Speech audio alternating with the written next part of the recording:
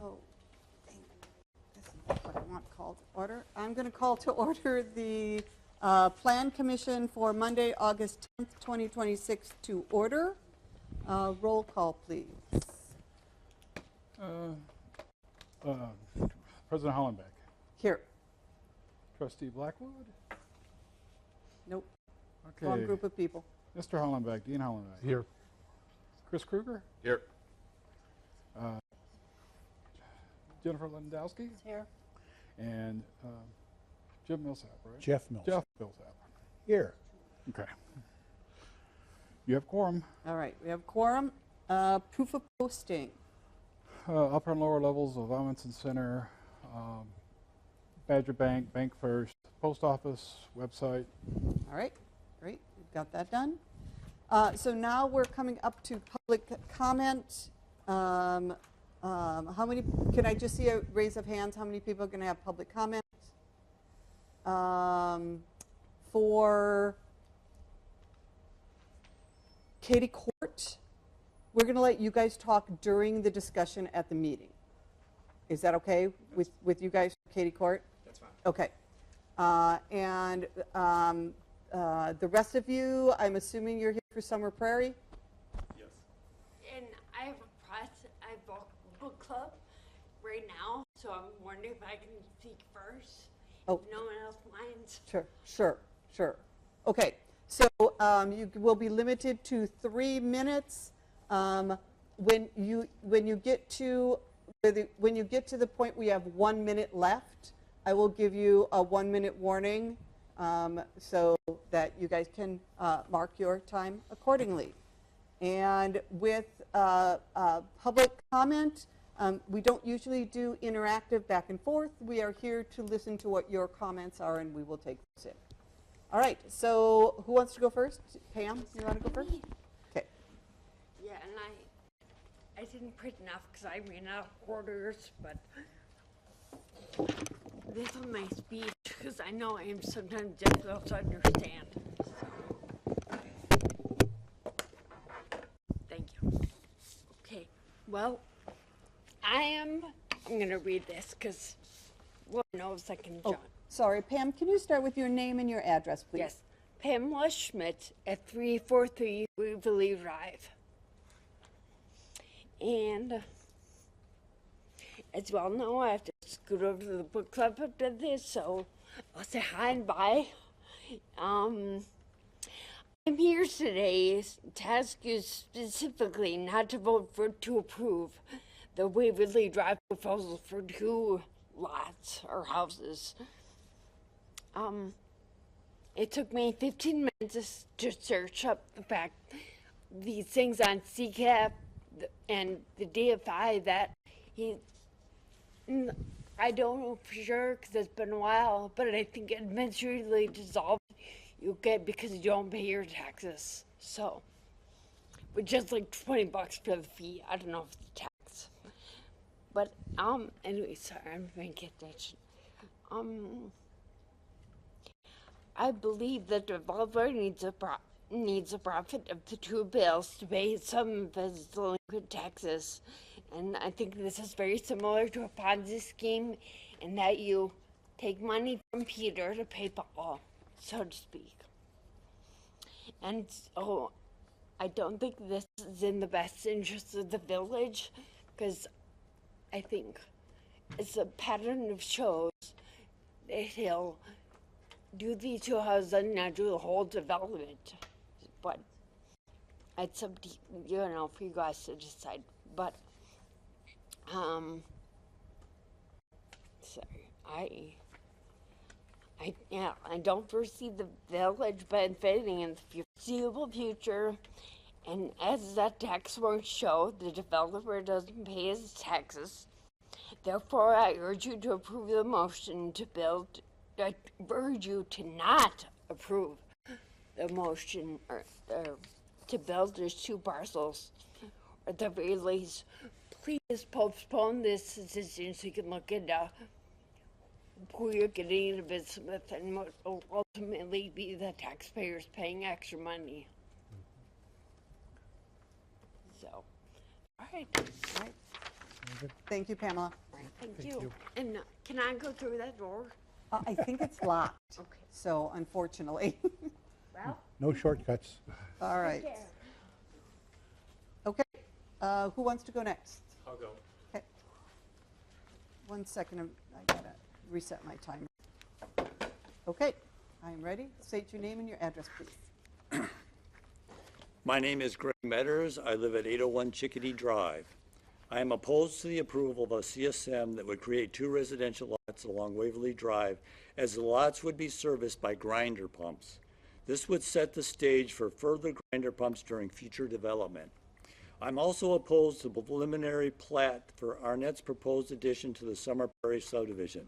I also have 15 signatures on a petition of opposition to the development based on concerns regarding sewer infrastructure reliability, environmental impact, stormwater impact, property density, traffic concerns, and the overall compatibility with the surrounding neighborhood.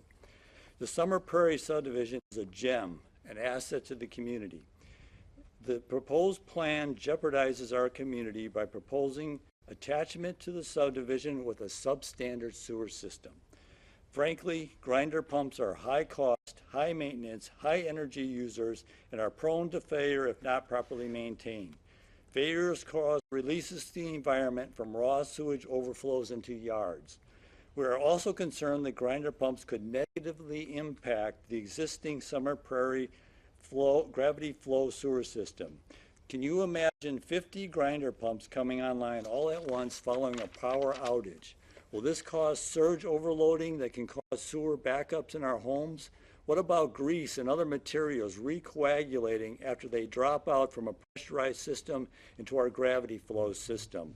Can hydrogen sulfide sewer gas be pumped out of the pressurized system into our gravity flow system?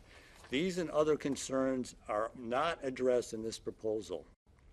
The Arnett proposal also requests zoning changes from RL residential low density to RM residential medium and RM high density zoning. This implies smaller lots, smaller homes, and a multifamily unit that is not compatible with the existing subdivision. No green barriers are proposed between these homes. This seems like hodgepodge construction that will lower our property values and negatively impact the community.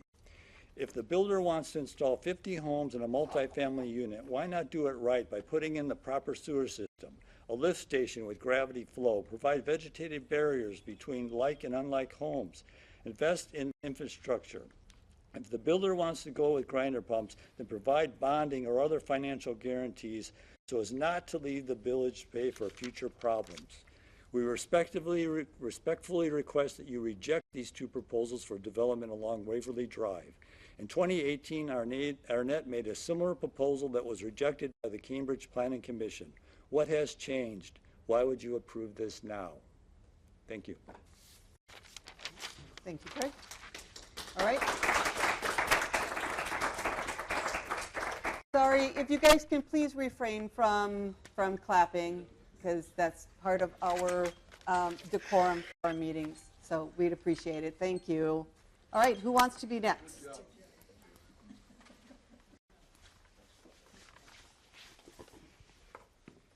Julie Christ, 312 Oriole Lane, Cambridge. I am reading this statement on behalf of Greg Helmich, who is unable to attend tonight. My name is Greg Helmich. I live at 313 Oriole Lane, and I have a petition signed by 18 residents opposing this proposal as it is currently presented. We are not opposed to responsible residential development, but this property is currently zoned RL, residential low density, and the developer is asking the village to change significant portions to RM, medium density, and RH, high density, including a future multifamily parcel. My first question is simple. Why? If this property is already zoned for residential development, why can't it be developed under the existing low density zoning? Why should Cambridge grant additional density next to an established neighborhood? The developer's own application acknowledges the importance of a compatible transition with the existing neighborhood. If compatibility matters, that protection should apply along the entire boundary adjoining existing homeowners, not just selected areas. I'm particularly concerned about Lot 44 and the proposed RH high-density multifamily zoning. We're being asked to establish high-density zoning without knowing exactly what will ultimately be built there. How many units? How tall will the building be? What will the parking, lighting, and traffic look like? Once high-density zoning is granted, the village has given away an important piece of its leverage. Those questions should be answered before the zoning is changed, not afterwards. There are also serious questions about the proposed sewer system. The development proposes an E1 low-pressure grinder pump system connected to an existing 4-inch force main. Before approving additional density, I am asking for written confirmation from the village engineer that this system has sufficient capacity and long-term reliability for the entire proposed development, including the future multifamily parcel. But capacity isn't my only concern. Who carries the long-term responsibility and liability for these grinder pumps? Who owns them? Who maintains them? Who pays when one fails? What happens during a power outage or sewer backup? If a failure causes property damage, who is responsible? The homeowner, the village, the utility, or the developer? And as dozens of these pumps age, what financial obligation could ultimately fall on Cambridge taxpayers and utility customers? Those questions need clear answers before the homes are built, not after the problems occur. We also have legitimate concerns about stormwater and drainage.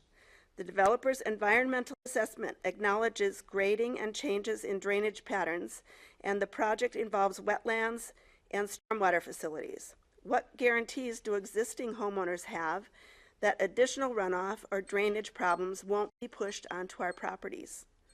And where is the permanent landscape buffer 3 minutes protecting is up. the existing? Can I have somebody else finish then? Your 3 minutes is up. Can I have somebody else finish this?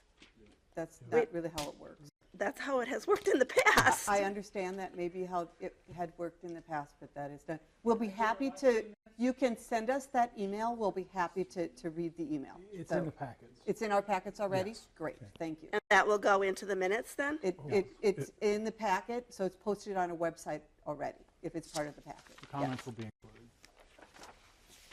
Thank you. Thank you. All right. Oh, thank you. Okay, who's next? All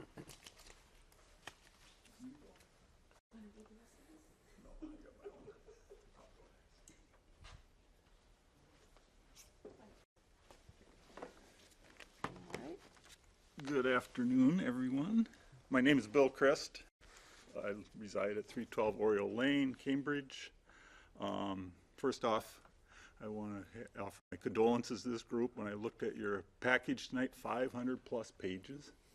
I mean, holy cow. How do you digest that? I mean, that's unbelievable. I had a really difficult time digesting it, so some of my comments are based on what I read, and whether they're accurate or not, I'm not sure.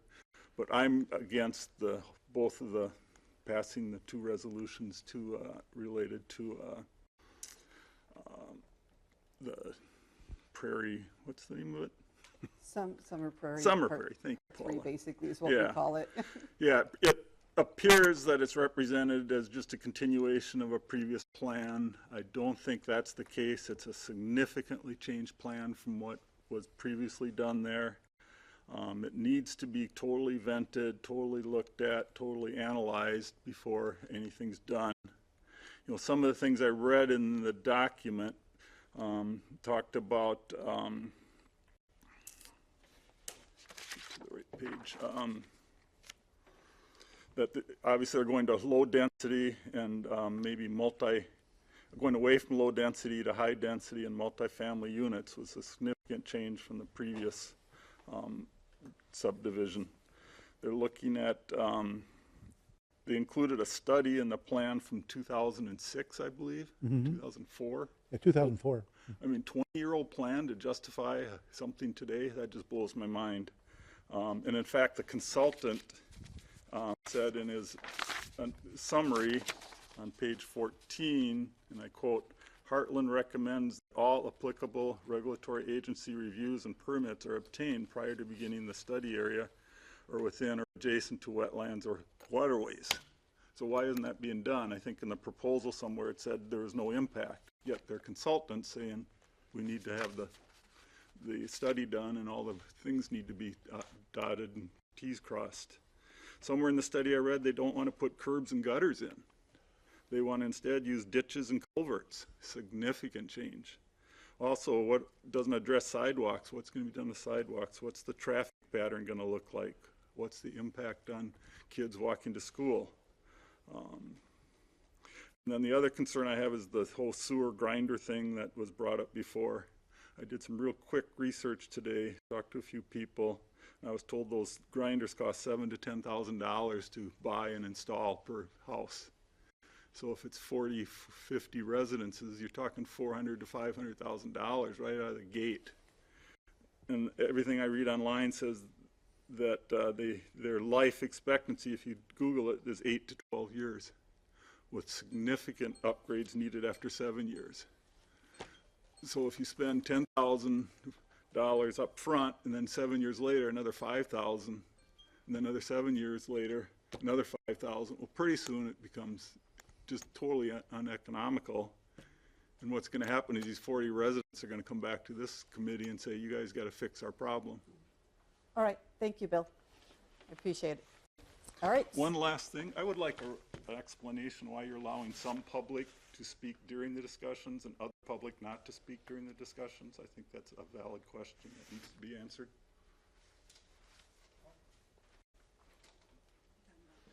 Yeah, you're going to let Katie Court, people can make comments during Katie Court. So Katie Court has come before us. This is like the third time that particular group has come before us with from Katie Court. And there may be some things that we need to discuss with them back and forth. So we've invited them to be included. That line item is simply a discussion item. And so we wanted to include that as part of a discussion with the board so that we can ask questions back and forth. No action. There's no action. Yeah, there's going to be no action taken on that particular item, but there is a discussion we need to have back and forth about some items that they've brought up. It'd be nice if the other agenda items had a discussion before a vote. And at some point, again, Katie Court is more at that final approval stage, so that might be something that would be different. Because right now, what we're looking at for Summer Prairie is simply the preliminary plat. And so there's no, like, in a sense, final decisions on anything that would be going in anywhere. Things would have to come back to us again for final approvals on a number of items. All right. So anyone else want to speak in public comment? Okay.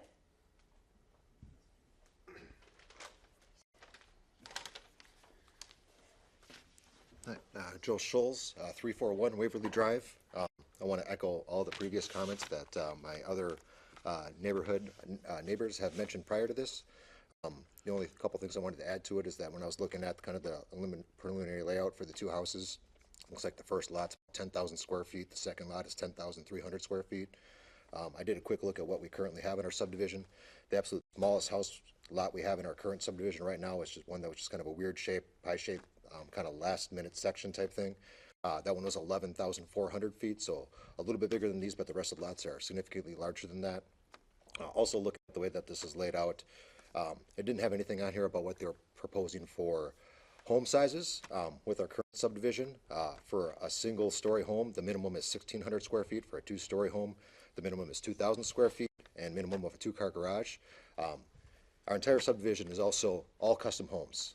Looking at the way this plot is laid out, I can only assume that this is going to be a very small 1,200 square foot cookie cutter homes all the way across the subdivision. So just to echo what my neighbors have said, we understand that development's going to happen at some point in time, but if it happens, it should be coherent with the rest of the subdivision and not look like a complete afterthought and just trying to jam 50 houses into a 20 house area. Thank you. Thank you.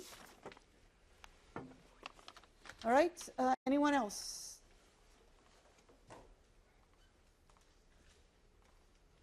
All right, last call for public comment. All right, then we will close public comment for today. All right. Let's then move on to approval of minutes from the June 8th, 2026 meeting. Do I have a motion to approve those minutes? I'll make a motion to approve the June 28 meeting minutes. Okay. I'll second. Okay, I've got a motion from Hollenbeck and a second from Landowski. And sorry, Dean Hollenbeck and a second from Landowski. Discussion? Any discussion on those? All right. Then all in favor say aye. Aye. Aye. All opposed say no. All right, motion carries. Those minutes are approved. So I'm now going to open up the public hearing. We are doing a public hearing, a combined public hearing for 2 items. One item is for the rezone for Palmer Meadows Plat, located at, the first one that I'll open now, located at parcel 0612-124-0010-2230 Bilstad Road.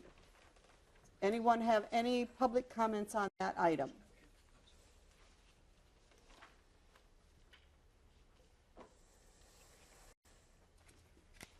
All right, with no public comment on that, I will close that portion of the public hearing and open up the second portion of the public hearing, which is a zoning text amendment to add definitions for lot coverage to our definition section and to add lot coverage calculation methodologies to our site regulation section to increase the maximum lot coverage percentage in the lot, yard, and building requirements of the multi-use district and the business highway district, and clarifying related phrasing in the accessory uses and structures section. Does anyone have any public comment on the items for zoning text amendment? So I have a question. I'm Kyle Jones. I represent neighboring property owner. It was a question I had for the village attorney. I had requested proof of publication of notice for this item, and I have yet to receive it. So a question for the commission is whether this was properly noticed.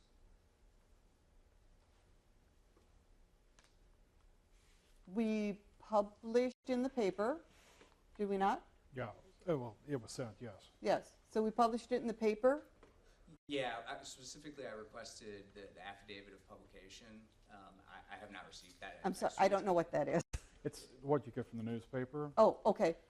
and we should have gotten that. I know that Friday when they'd asked, Judy was not in, and she files those. And Judy files those? Okay, Yeah, I could go try to find it, but yeah. okay, So I just like the record that the request is out there, and okay, I haven't received okay. it yet. So, all right, so we've got a request for the proof of the affidavit posting for item B, public hearing. Correct. Thank you. Okay. All right, anything else? All right, then I'm going to close item 2 for the public hearing, the zoning text amendment, which will then bring us up to new business. Consider recommending to the village board approval for the rezone for Palmer Meadow Plat located on parcel 0612-124-00102-230 Bilstad Road. Yeah, so the staff report, if you recall, actually this came before you with the preliminary plat and a rezone. What has changed in the final plat, which didn't get submitted in time, so it's not reviewed tonight, is an additional single-family lot. Also a reconsideration that the outlot that's being used for the stormwater management to be under conservancy versus residential zoning. But as noted, the final plat did not get submitted in time for action tonight and could see delaying or postponing action on the rezone till that's submitted, which could be next month. So usually we do the rezoning and the final plats at the same time so that we don't have to rezone again? Is that what Otherwise, you're just recommending? conditionally approving it based on approval of the plat. And I think the intention is to have it next month by the applicant. Okay. It's up to you if you want to move forward. It would just have to be conditioned on the approval of the final plan if you want to do action tonight. So I'll entertain a motion from someone on the board on which way you'd like to take it. Hang on a second. We took action last month on this, and the only thing different is just they added the new lot, correct? They went And the from lot 6 and the to outer 7. lot would be conservancy. for the Okay. district. Correct. And could I ask for clarification, is it going from 6 to 8 additional lots or 6 to 7? In the final plat, it's outlined that the parent lot, which is the home of the applicant, is the 8th lot. So there's Okay. 7 new Okay. single-family lots. Okay. Originally, it was an outlot for the entire parent lot. But the gist of this is that we didn't get something filed in time, and usually we do both of these things together. The applicant did not spend enough time for review by staff by the required time frame. So yes. So if someone were to make a motion to table this till the next meeting, that would do no harm, right? Correct. I would recommend postpone. Table would mean you have to have an agenda item on the next to take it off the table. That's just a recommendation. So the motion would be to postpone the item till next meeting. I so move. I right. second. Okay, I've got a motion to postpone to the September meeting, which would be our next meeting, from Millsap, a second from Landowski. Let me say postpone. Discussion?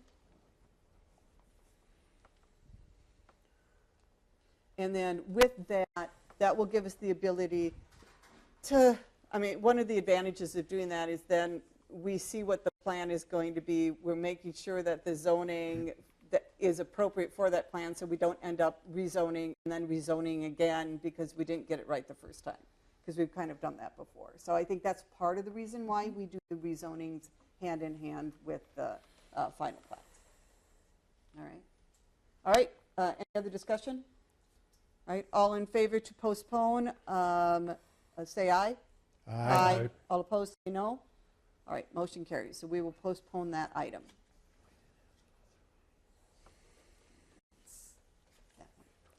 All right, item 6A, consider recommending to the village board approval of the text amendment regarding lot coverages in section 17.04.09, which is definitions, 17.08.030, which is the site regulations, 17.92.0106, which is the accessory uses and structures, and sections 17.28.080G and section 17.23.0.23.040G. Okay. So, Steve, do you want to tell us what you got going on here? Yeah, so the request is under review of submittals, felt an amendment to the zoning code to clarify what is lot coverage and what's the methodology for approving it was not identified in the current code. It was silent on those factors. I think that it led to some variability in how it was recommended approvals in previous applications by a review of just some developments nearby.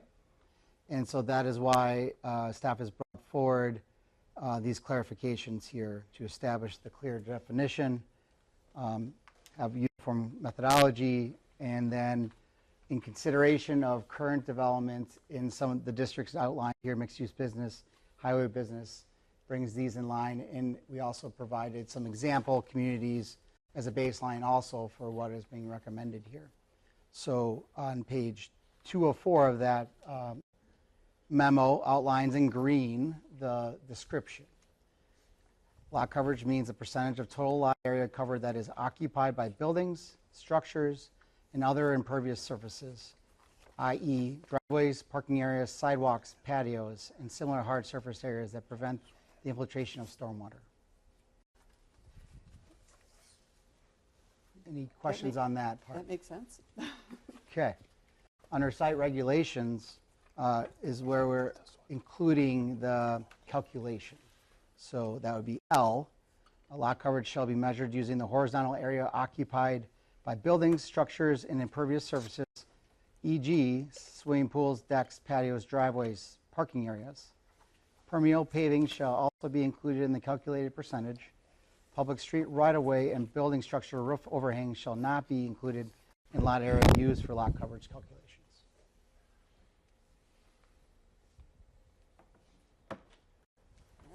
All right. On the next page, this is just verifying. Yep, under accessory structures, we're striking the sentence that total lot coverage shall include all buildings located on the lot. Lot coverage, so in place of that, lot coverage including all building structures and impervious surfaces on the lot shall be calculated in accordance with section 1708-030L, which was what we just read. If no questions on that, then you see some of the percentages for lot coverage found in other communities, as well as Cambridge is the first line there. You can see that Central Downtown Business District actually is in line generally with other communities. General business, Cambridge is in line with half of them, and a couple are slightly lower. Highway business, yours is, Cambridge is at 40%, while all the others are 70 to 80%. And then mixed-use business is kind of a unique district, and so it was more comparable to the existing developments within that same district was evaluated. Any questions on that? So if you go through these, based on what we kind of reviewed, no changes suggested for general business. Highway business, which was showing at 40% currently in the code, based on others coming in line at 70%. And again, the variability of the ones we looked at for that was 70 and 80%. And then for mixed-use business, it was at 40, in line with other developments that have taken place in the same district. 50% appeared to be comparable. So central business, no change, and business park, no current lot coverage requirements, but does include a building coverage requirement for not less than 25% and no more than 55% of the lot. So no change proposed at this time. So potential actions are those sections you've read already with these recommendations.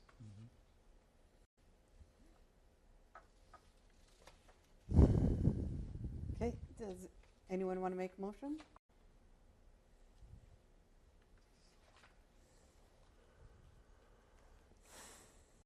All right, I'll make a motion to approve the zoning text amendment as laid out in the document from MSA that would include a definition for the lot, the site regulations, accessory use structures, and to increase the maximum lot coverage for business highway to 70% and increase the lot coverage area for mixed use business to 50%. Anyone want a second? I second. Okay. Discussion? Now we've got discussion. Just a note here. I think this adds clarity to this whole process, and I'm thinking that this can only help things for us. So I'm glad to see it. I mean, our job on this board is to make sure what we have written is what we're going by and what is being enforced. Mm-hmm. So when there are moments of things that are unclear, providing this clarity, I think, is really helpful. Okay. All right. Any further discussion? All right. All in favor of making this recommendation to the village board, say aye. Aye. Aye. All opposed, say no. All right. Motion carries. All right. This brings us up then to discussion. We're going to, At this point, item C, it's just a discussion item. We will not be taking any action on this one tonight. So we want to make sure that we did all of the proper notices and things, and we may have missed something on one of our notices, but we think it's helpful to have a discussion on this. Discuss staff recommendations for the conditional use permit for 705 Katy Court, which is parcel 0612013 2014-1, which would allow commercial condos. 708 Katy Court. I'm sorry, 708 Katy Court. Get a bit dyslexic with numbers sometimes. A few numbers in here. Yes. So yeah, the background here is that previously public hearing and approval of adding commercial condos to the mixed-use business district, noting that this is prevalent development type in many communities, providing a low-cost option for businesses that are starting up, home services, consumer tradesmen, and the point of it being as a conditional use is it isn't your permitted by right typical use you would see in a district. And so this is an application by the landowner to submit for that conditional use permit. Now that is in the code to allow it. One thing that was not incorporated with that approval is a definition. So again, this last item we just had, the point of clarity and the silence on that could leave ambiguity. Is that word right? So one thing to consider, just to frame our discussion with the staff report talked about, outlined on page 2, a potential definition of commercial condos, also known as multi-tenant non-retail commercial, which is very lengthy of a description, are standardized units within a business-focused building that provide office space, garage space that may include storage of product covering less than X% of floor area. I'm putting 25% in there. An open floor plan layout for businesses seeking a non-public facing setting. Found it to be general commercial with the right improvements to the exterior to fit within the general commercial category of the comp plan. Images on the next page show some similar developments that are high quality office, and that would be a topic for conversation about the level of exterior conditions of this use, potentially to be compatible with these uses, these buildings. The applicant is proposing 10,351 square foot, one-story commercial condo building with 6 units and surface parking with 27 stalls, 2 of which are ADA accessible. Stormwater management basins are located along the front of the building, as shown in the graphic on page 4. There are drawings of and elevations of the front, which is the upper image, and then it gets longer, so it looks smaller. That is showing along what would be the parking lot side of that building. And then on the next page shows what would be the rear of the building, but facing the dentist office next door. So outlined under conditional use permit review. So part of a conditional use permit review has certain criteria that we should go through step by step and confirm if it's met or not. Green text I've put out here are recommending that it's met by staff versus red, which is potential concerns.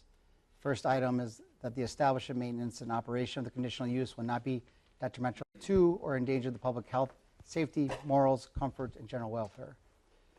My comment is the use is intended towards small businesses and low intensity in nature. Felt it is met. Next item, the uses, values, and enjoyment of the other properties in the neighborhood for purposes already permitted shall be in no foreseeable manner substantially impaired or diminished by the establishment, maintenance, or operation of the conditional use, and the proposed use is compatible with the uses of adjacent land. So you'll see red text. The purple is updated from the previous staff report. So since the property abutting the rear yard is planned for residential, so that's the other direction, Care must be taken to ensure compatibility. Adjacent office uses have large windows, including plantings in yards and along the foundation of the buildings. Commercial condos are not expected to generate significant noise, odor, or activity that would disturb adjacent uses. However, to further protect the neighborhood properties and match quality of surrounding developments, it may be warranted to include conditions requiring vegetative screening along the rear and side yard and inclusion of building foundational plantings along the front of the building at a minimum. The revised site plan submitted includes a landscaping plan that can be evaluated for compliance with planting-related conditions set by the conditional use permit. To ensure compatibility between adjacent land uses and preserve the character of the enjoyment of the area, future developments on the site should reflect the commercial and professional aesthetic of the surrounding corridor, giving the industrial functional elements inherent in commercial condo use, such as large garage doors, open floor plans. Care should be taken to ensure building design and material quality do not skew too heavily towards industrial appearance. Conditions should be established to hold any future site plans submitted for this parcel to the standard of design and material quality befitting commercial development, consistent with the character of the surrounding area. And finally, commercial condo development involves units that shall have common walls that can be privately owned in that situation. So maintenance and repair of these shared structures cannot be left solely to the discretion of the individual unit owner. There's concerns over disputes between unit owners resulting in deferred maintenance, deterioration, and litigation. Recording an agreement with the county would ensure that all current and future property owners are bound by its terms in the village. Documentation confirms but shared maintenance obligations are formally established. Could have paused there on those first two. Any initial statements or questions of what I outlined there? With regard to the final paragraph in red, Yes. I'd start out by saying I don't know, been doing business with the village here for 30 years almost, and I don't think we've ever had commercial condos before. And my biggest concern is that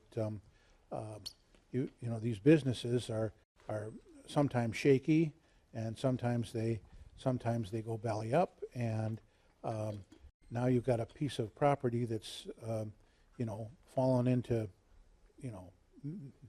basically could be abandoned. There's the business about dispute between owners resulting in deferred maintenance. Condo associations are usually formed for this reason. I would think that our conditional use permit needs to have specifics with regard to what the charter for that condo association has to include, and make sure that it covers all the nightmare scenarios if we can, so that we don't end up in a situation where we've got something the size of a mini mall that's dilapidated and a burden on the community within a few years if we have people that can't keep it up. So that's my biggest concern on this with regard to that. Also, I guess you talk about things like you've got somebody who owns a piece of property. They want to store stuff there. What can they store? What kind of rules are going to be put in place to make sure that we don't store gasoline or other things inside the property? There's just all kinds of opportunities for problems, and it could be dealt with if it's all put down in writing. But the village has an interest in making sure that the condition of use has some input into that association charter and the rules and the bylaws. Yeah, so the clarity I want to make and why that purple text was in that paragraph is these properties, while the name identifies as commercial condos, the intention is it's flex units that can be rented or they could be sold off. It depends on the intent of the landowner. What is stated here is if they were, you'd want a condition if they were to be sold off, that they would be provided. Typically in a lot of these cases, the village would review the intended document, but it's not approved through the village. Your privy to it, and you get a copy of it when it's recorded. It's like being a marshmallow on the end of a stick.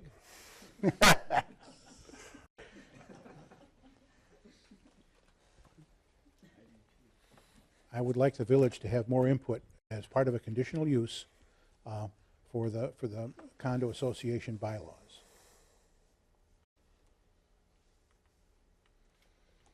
Heard. Any other comments or questions on that?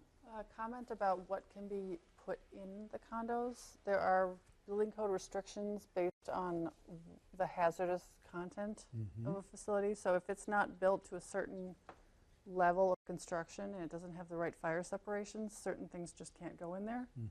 So that's another lever we have. Yeah, but who's going to do our inspection and how often? Our building inspector. Okay. I mean, if someone has a concern, we can send our building inspector, and then we have, we've just engaged, the village has just engaged a new organization that actually does enforcement as well. Good, good. Which we haven't really had that enforcement And arm that's before. why I'm coming from that background right now. Yep, and we now have engaged an organization that will do that enforcement for us. Okay.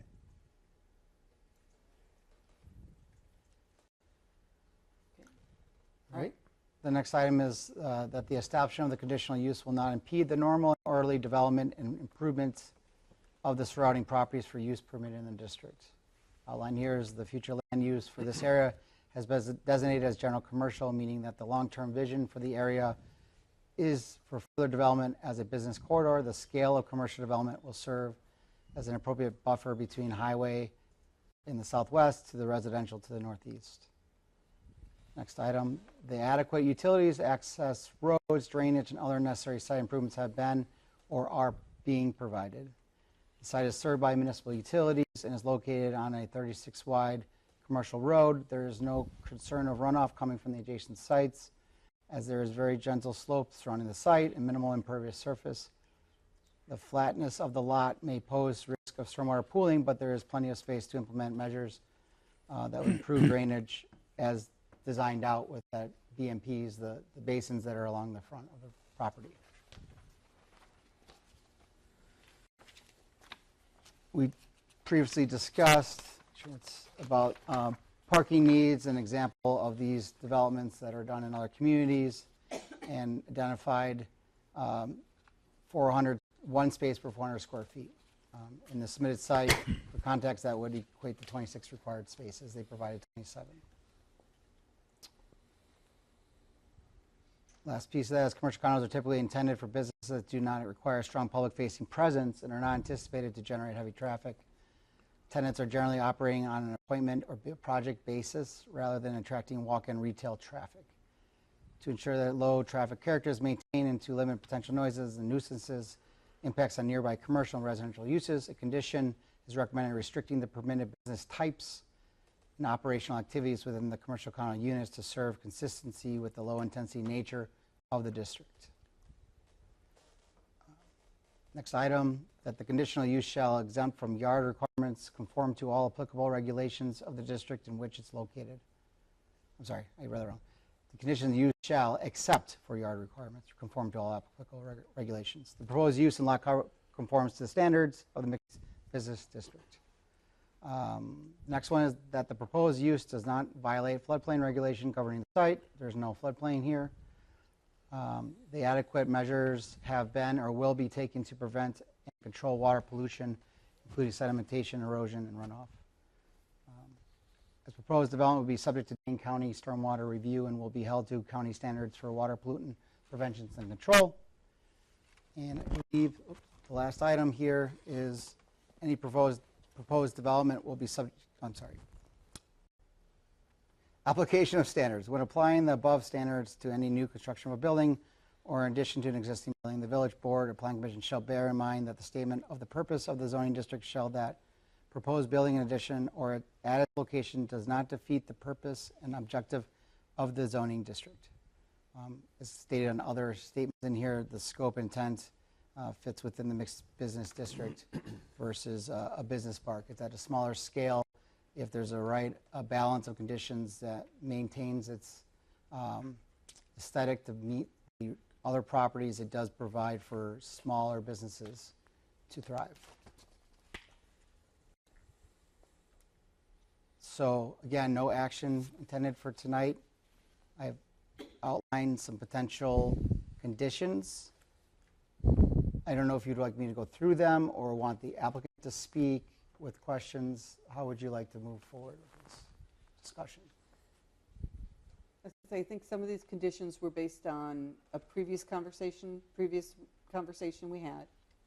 And then, so what's in purple is new things that you've added based on additional information that we've gathered through the time. So do we want to look at those? Correct. So that on number 1, which discusses business types that would be allowed here or not allowed.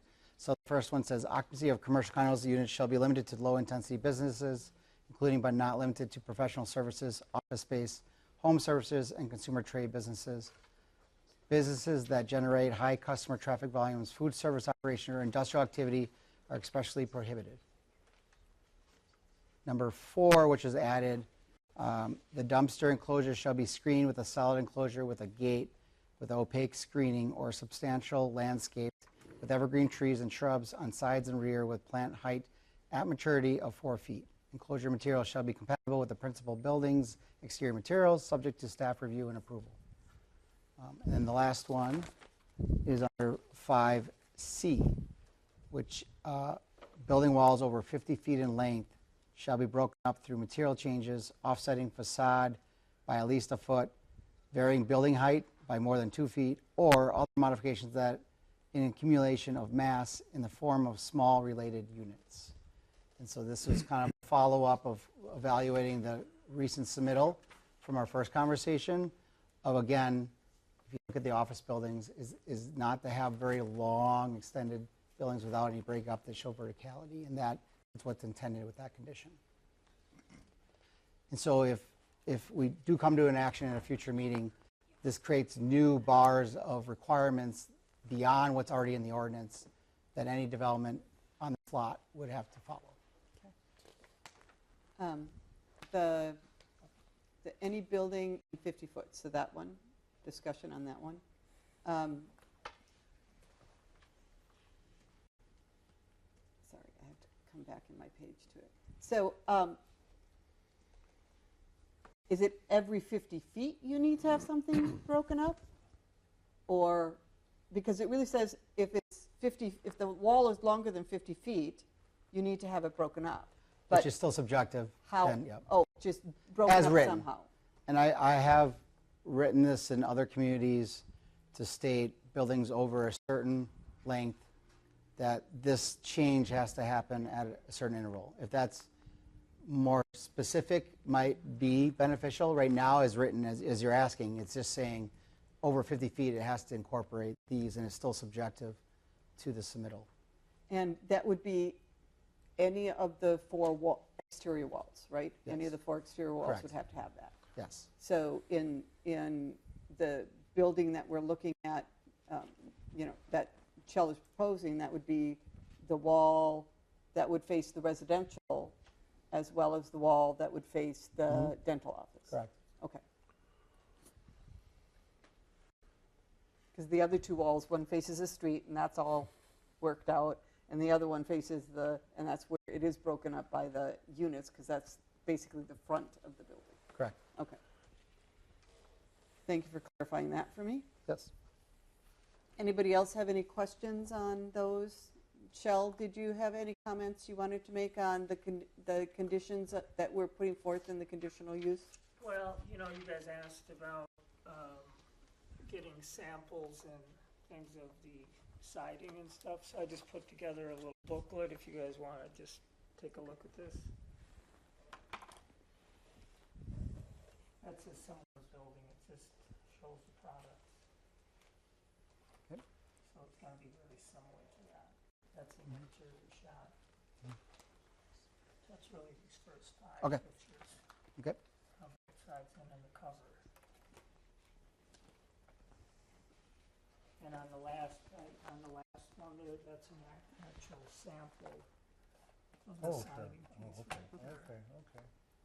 And that's actually steel, but it looks, I mean, Doesn't look like looks steel. exactly like wood. It's Okay. got about a 40-year warranty on it. Okay.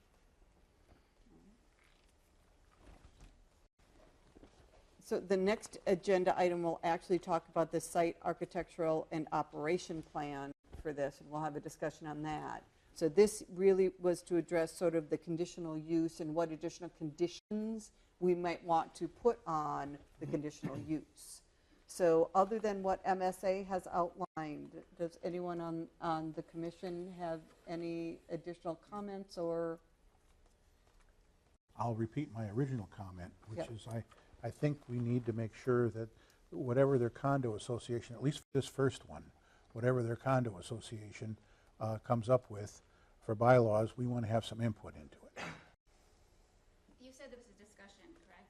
You asked. I'm going to now ask, I'll bring it to you guys. I'll bring it to you guys in just 1 minute. I just wanted to see if we had anything else here first, and then I'm bringing to you. Yep. Okay. So that's my Yep, comment. And I know Steve wrote that down, so I'm sure in our next version of this, he'll have something of that in there, included in there. Okay? All right. I was asked for clarity if you want Yep. now or at the end is, I would like reaction to your question, which was a good one on 5C about should it be by certain intervals or not? I was going to actually ask about that as well. So if you look at the plan of the proposed commercial condo building compared to the scale of the two buildings on either side, that is like 3 times as long as the two buildings. And I'm wondering if instead of just at 50 foot, like we need a change in plane, I'm wondering if we could say something like, and this is putting a burden on the developer, because every time you move something on a wall, it costs more money because you have to build more material. But it seems to me like you at least want to break it down to the scale of the buildings on either side of it. So to me, it makes more sense to maybe limit at this site, a change in plane or roof structure has to happen at the shortest distance of one of, like, the side of the building on either side of it. So, and I'm sorry. So an adjacent property. Adjacent property. So like if, say like this 1/3 Yep. here, you'd have to break the building up a little bit and change the plane, change the roof height so that the scale at least felt a little similar Oh, to the to the adjacent okay, properties. got it. Yeah, okay. That makes sense. So the interval, but I also want to clarify is, as written, is saying or. I know, I wanted to add and. Okay. Okay. That's, yeah, okay. I did. Okay. Okay. So can I ask a question on clarification? So if I look at the back of this, for instance, the facade is continuous. Yep. Are we talking about a change in the facade Yes, and a change in, the roof height. oh, the roof height? So what I think, I don't have it right in front of me because I smoothed the page, but I think what you said, Steve, was you would have to change the plane at least 12 inches. So it was originally 50 feet, so whatever distance we say, you'd have to pull part of the wall out or back a foot. Or you add material. Or you add material to faux make the change, create it. yeah. You can do it with adding Put furring like a and stuff. column or something, right? Yeah. That's also a good point, though. If it was just a pier, that would count as a change in plane. So if he did a 1 foot by 1 foot pier and then went back to the same plane, that would still read as one really long building. So if you had a column added every 50 feet, for example, you're still going to read that as one long building versus if you actually pull the whole facade out for a certain distance. Oh, no, I know what you're talking about. Okay. I was just thinking breaking it up, like Yeah. by putting a column or something out there, not actually necessarily having to do the wall itself. Well, and I think you don't have to do you have to pull it out in some way, but I think if we aren't specific in this site about how much of the wall needs to be pulled out, it could look like an attached on thin little thing that doesn't really visually break up the building. I guess my question would be, as I look at this, like the front of this Yeah. building, the design is such that you've got kind of this brown material, Yeah. this lumber-like, and you've got some black garage doors, and you've got lumber-looking material. If you were to replicate something like that on the backside and not do a distance, right? I guess I'm just thinking, in a long thing, a 1 foot distant offset really is probably less noticeable Right. than a meaningful color change, Yep. or Okay. I'm just curious. Oh, That's yeah, kind of that's why I'm true. thinking, Good like, point, Chris. you know, an or, you know, not necessarily both of those, but Yep. That is a good point. Because, which I think because might if you be did that, easier. Yeah. if you did that color change, that's the front on the back. Yeah, I You're mean, right. the back as it is now, at least as it's presented, is just a single color. Right. Yeah.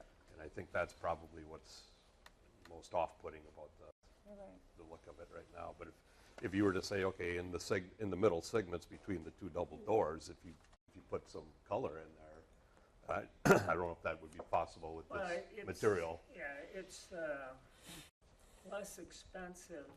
It's expensive to bump the wall out. Yeah. Yeah, right, right. So you'd be open to more material change versus A in and material out of the change. wall? Yeah, it's the extra labor and Okay. all that for just Yeah. that.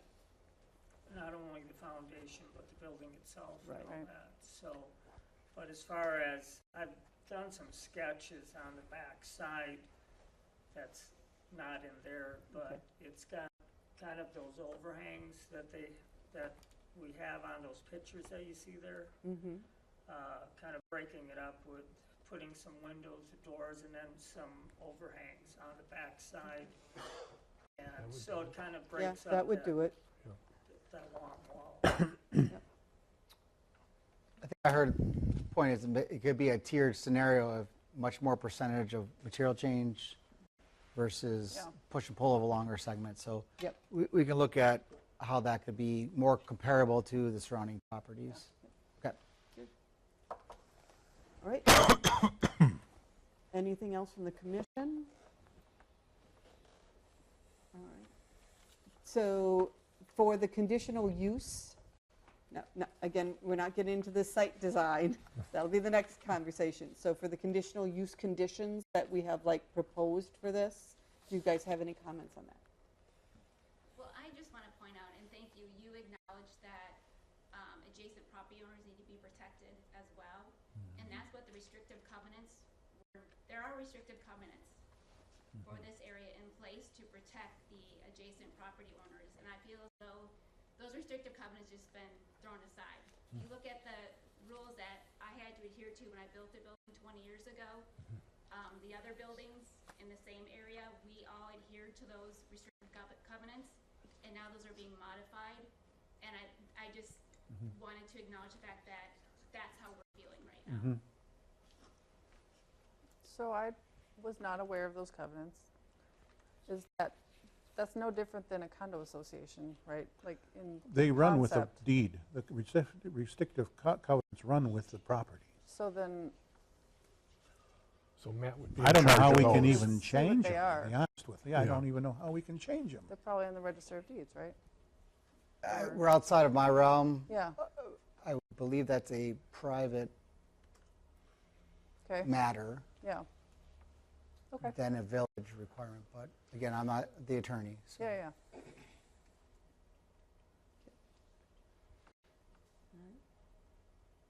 So, Any other, if you want to come up and Yeah, talk, yeah. feel free. Yes. When you come up, if you can just introduce yourself, that would be great. yeah.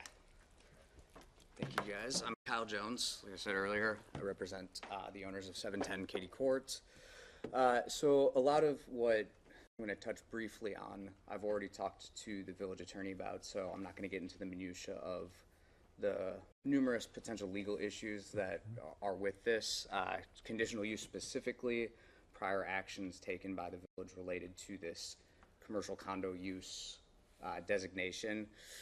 Just some of the highlights and more specifically, I think questions for the commissioners is, we have this amorphous concept of commercial condo use, and I think a few commissioners have identified what is that use and what does it entail and what are you actually approving through this conditional use. And I think I've seen numerous definitions and it's not clear what the use is. To me, the use is the multiple tenant building. And each use is presumably going to require its own separate approval. And so part of the concern that my client has is that there's, as noted in staff reports, industrial elements to this building. And so the concern here is when this is approved, what businesses and what operations are going to go into these spaces, and are those uses consistent with the mixed business zoning district? If you look at the conditional use application submitted by the applicant here, they specifically note that they're going to use these as storage units, among other things that they've listed. That's not a permitted or a conditional use in the mixed business zoning district. So I'm not sure how the village could approve that use. Additionally, the applicant has cited other properties as examples, specifically properties on the other side of 1218 in the town of Christiana. All of those uses are zoned heavy commercial in the Dane County zoning district or zoning ordinances. Again, I'm not quite sure how this use is permitted, whatever commercial condo may even constitute. But this specific instance, I'm not sure what would be allowed in there that would warrant the industrial elements, specifically the large garage doors and large nature of this building that the commissioners have identified. Additionally, I think it's of note that not the applicant in the application, but the property owner is Got Mobile Storage, LLC. I think the applicant is telling the commissioners in the village what the intent of this is. And it's clearly to be a storage facility with some token office space. I've looked in the village for other examples of potential similar developments. The only thing I could find is the Wolf Storage Facility, where there's storage facilities and then small office space. To me, that's a less intensive use. Interestingly, it's in the industrial zoning district versus the mixed business zoning district. In discussions with the zoning administrator, I was also pointed to the Lake Mills zoning code, which I've briefly reviewed for a comparable use that could point to a direction of what a commercial condo constitutes. I was not able to find anything, but I did find a project that I think the zoning administrator was referring to, extra space at 730 Jefferson Street, Lake Mills. I don't know if that is in fact, but it appears to be something similar and is, the website portrays it as something similar to what the applicant here is putting in for. And if you look at the Lake Mills zoning code, that is also located in their general industrial zoning district. So I think the question for the commissioners is what was the commercial condo use that was approved? What is that use? And specifically to this project, what uses are going to be allowed in there that would warrant the industrial components of the design of this specific building? And all of that goes to specifically the impact, the negative impact that that's going to have on my client's property and other neighboring properties. I think the basic truth of this is that it's industrial use that just doesn't fit into this district. Another issue that my client raised is that there are private restrictions on this property. I'm not sure if the applicant has made any attempt to determine if their design is going to comply with the architectural requirements of those private restrictions. And further, uses under those restrictions do not allow industrial uses. So to the extent that this building is designed for industrial uses, there are private restrictions against that. So ultimately, my client is concerned that what is being proposed here is being pushed through in this zoning district under a little bit of a cloak and dagger of this gets approved and now we have uses that would not otherwise be approved if it was a singular building under this amorphous concept of commercial condo. Shell, do you want to address what kind of things you're going to, because while your LLC may be called storage, that doesn't necessarily mean that's what the only thing you do. The LLC is just an LLC. Right. My partner has on another business. He just used it to take the land down. It has nothing to do with our business. So what do you see going into those commercial condos? We look at like maybe heating, ventilating contractors, electricians, people that are car collectors that just, want to have their own place. It's got an office, it's got a full bathroom with a shower. So it's for small businesses that are starting up and eventually maybe grows and they grow into a bigger building at another location. So the purpose of the overhead doors? Well, the overhead doors is, 14 foot tall, it's so you can have any box truck or anything come in there, anything that can make it under a bridge.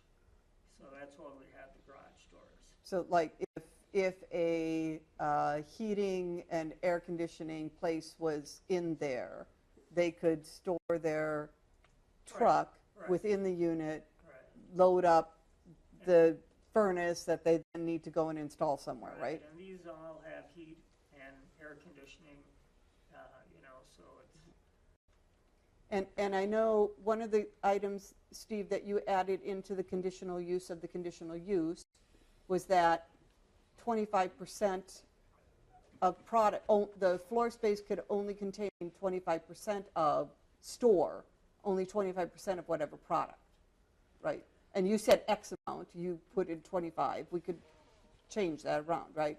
And so that would help to address that this isn't a storage unit. Yeah, so specifically to the HVAC example, it's not clear to me how that would be allowed in this zoning district. If you step away from the commercial condo concept here for a second, say this was a single-use building, I'm not sure that the commission could approve an HVAC, so I'm not sure how the commercial condo, which is really a multi-tenant building, is the use. I'm not sure how that cures the use issues in this zoning district. The clarification I'll make is, again, the permitted, conditional uses in every district doesn't have to align with the permitted uses.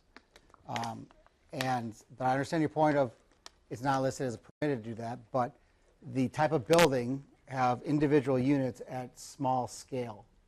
It doesn't resonate the same as if it was a typical building for that type of use. It is, unlike the Lake Mills example, that had an open floor plan through all the overhead doors. These are individual units. I don't know what the width right now, if it's 50 feet or to that. 32 by 54. 32 by 54. So the amount of space in each of these with solid walls between, with each having bathroom and office space, is a different type of business operation than others that would be in a business park. Yeah, so I think maybe some confusion on this is if you look at the code, which I have pulled up, the storage, the example is given of pulling in a utility truck related to HVAC. There is one permitted use in this zoning district, which is general office. To me, that storage of a truck and HVAC materials is not general office. I'm not the one who makes that determination. The conditional uses are retail, sales, and service, restaurants, offices and clinics, lodging, vehicle sales and services, including fuel sales. The question to the commissioners is, where in that would HVAC be allowed if, regardless of size of this, would they be able to store the things that they're proposing? Again, I think we need to step back from the concept of commercial condo and look at what the uses are, because you're potentially approving a use that includes elements that would open the door for potential industrial uses that wouldn't be allowed in there if, say, this was a single tenant or a single occupant building. Maybe I used a bad example. I was just pulling something out of my head. Well, I think that's the issue, though, is the question is, what does this use allow? Because you know, interestingly, the first condition on here is limiting it to low-intensity businesses. And you could talk to the village attorney about this, but the uses, if you want to add business uses to this district, you know, it's in your discretion to do the zoning text amendments to add that, but you can't. The conditional use conditions can't expand the uses that are currently allowed as permitted or conditional uses in the zoning district. So that's why the question is, what is being approved by approving this use? I don't think any one of us can say. But the first conditional use is retail sales and service. So services, HVAC is a service. Yes, but So the point is that so you that can't. would be allowed. Correct. You can't add uses, though, through a conditional use condition. That's not how Wisconsin law functions.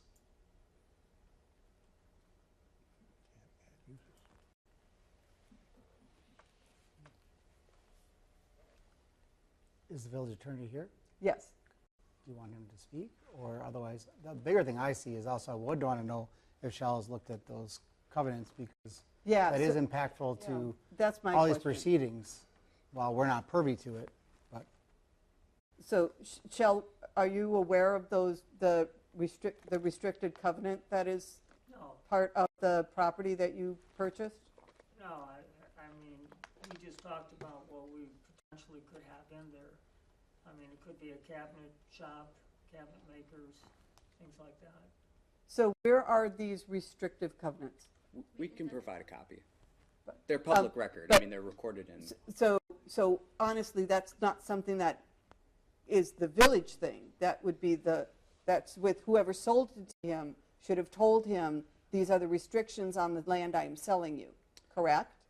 Correct. I mean, it would be a privately enforceable Okay. matter, but I think it is pertinent to the commission's decision, because if you approve a use, again, whatever that use is, I think to me is still unclear, that would violate that. I mean, the reality is it's not going to go forward, so I don't know why the commission would take that action, but that's your discretion. But we have to be really careful about what we have the ability to enforce and what we don't. We don't have the ability to enforce a private covenant.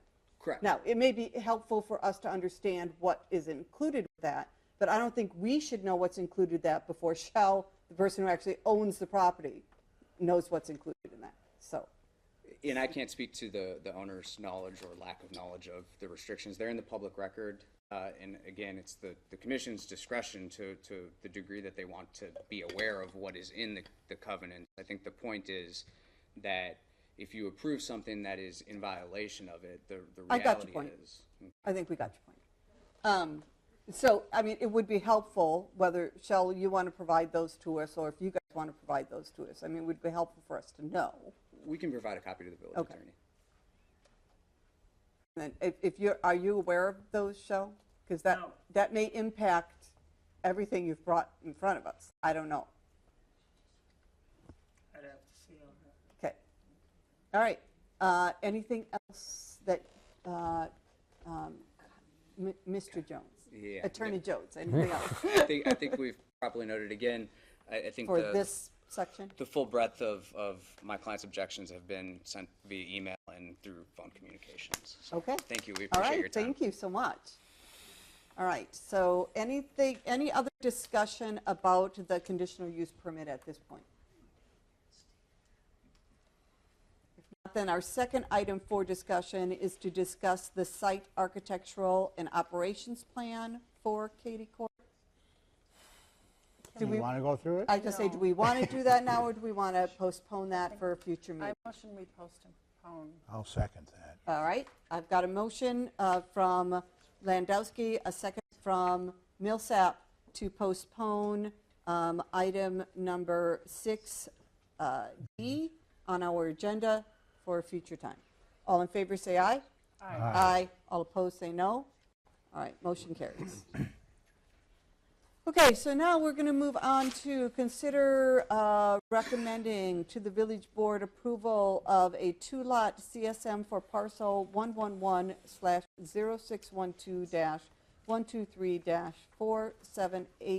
111/061-2-123-4780-1 along Waverly Drive. Yeah, so this CSM would bring in two lots adjacent to already constructed street. It does lack sidewalks, but it does have the utilities. And when I say utilities, it has water and it has a 4-inch force main. My understanding would that be was installed with the assumption of a lift station. And in the back up, when we talk about the whole plat is, at the time that this was coming before Planning Commission of the village in the early 2000s, it was potential of additional development east and south of this subdivision. However, Dane County has purchased those lands as open space and no longer going to be developed. And so earlier this year, it went before the commission, Utilities Commission, forgetting the exact name. Water and sewer. Thank you, Water and Sewer Commission, of the potential option of the grinder pump E1 system.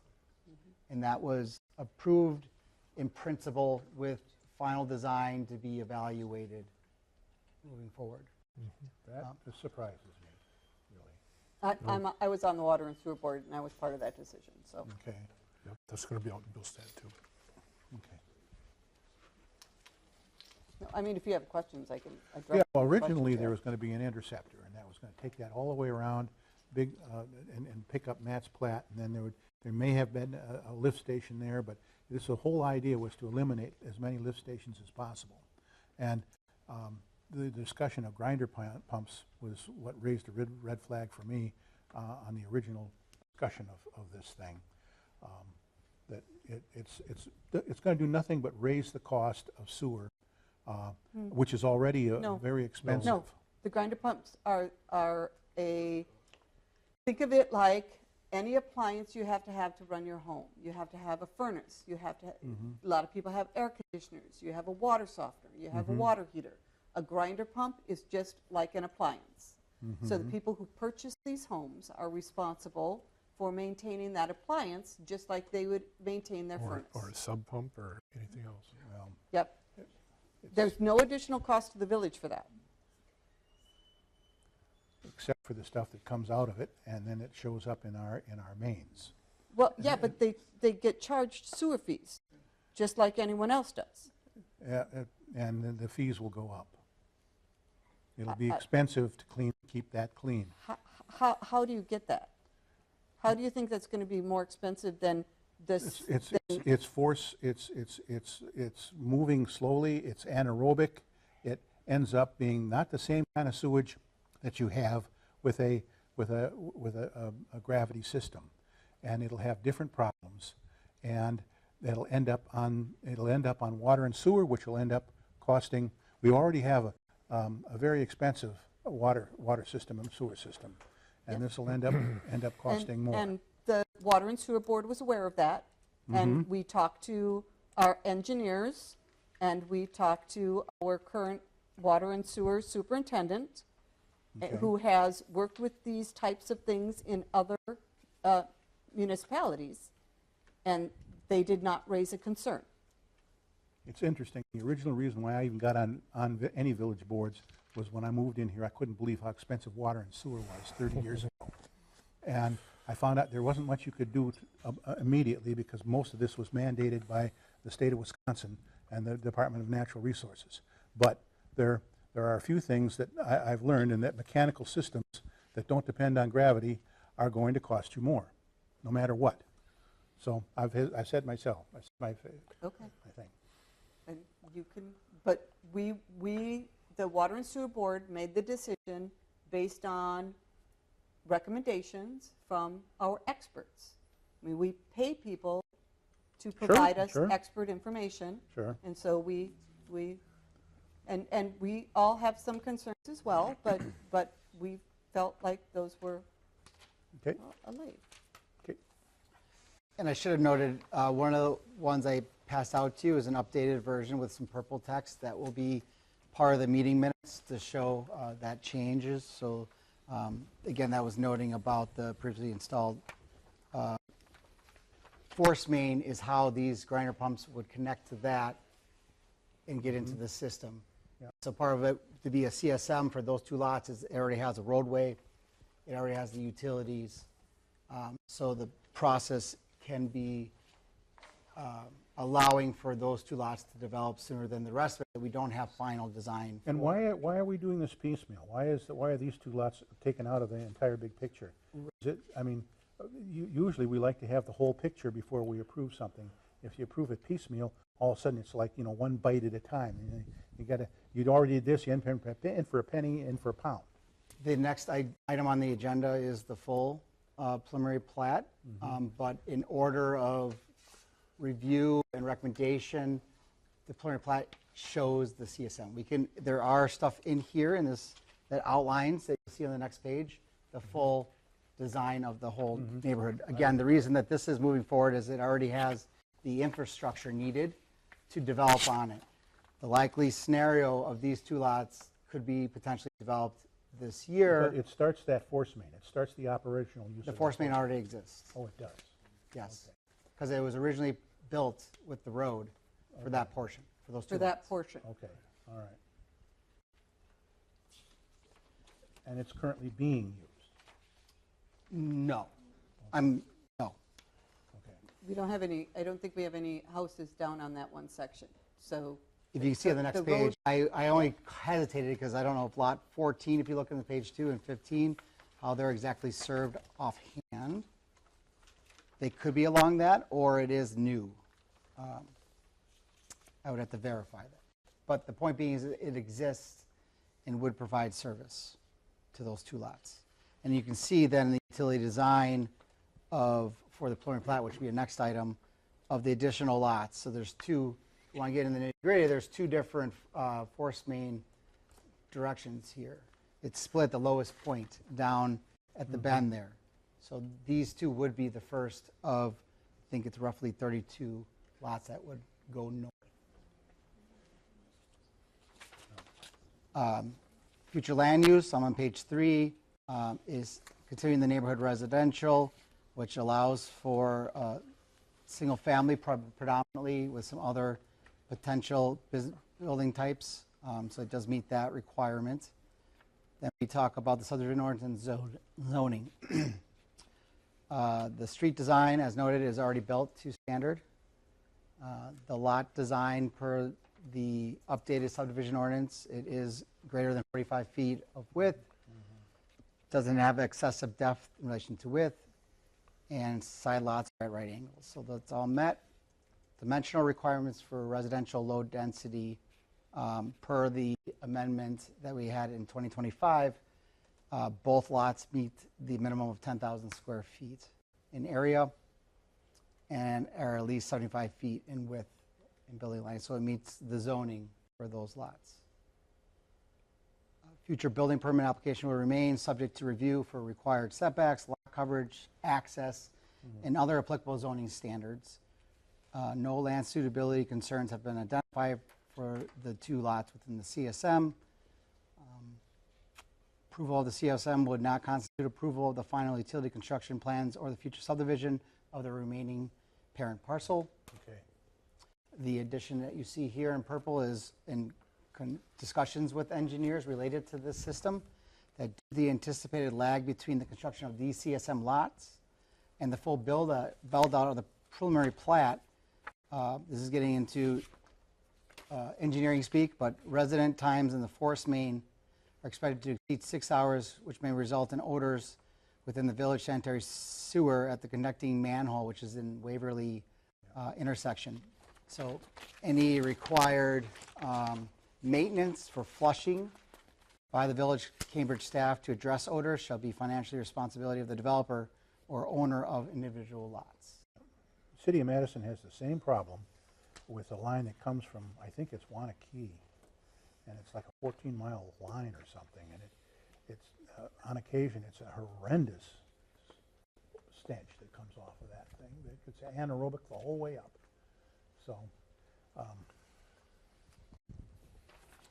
So this added text was to that point of if you flush the system on a which is regular extra maintenance. And so the point being in the conditions of approval here outlined, so I'll say the first one, if these are my recommended 2 conditions, is prior to a building permit issuance, the final review and approval of the E1 system by the village engineer is required. And 2, prior to building permit issuance, the development agreement or another legal document for the CSM plat shall be approved with a clause requiring financial responsibility of the developer or owner of individual lots to flush the system by the Village of Cambridge staff that is satisfactory to the village attorney for recoverable financial obligations. One notification of amendment to this and further conversation is it should be specific to odors or other issues with the system specifically. I'll do the right wording, but it's not just general flushing. Right. Yep.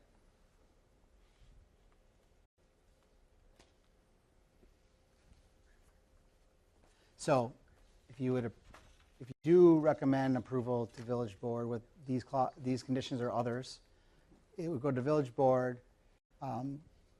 They would have to, again, they can get the CSM recorded to the county. However, before any building permit to then build anything, whatever conditions, right now it's these 2, would have to be met. Okay.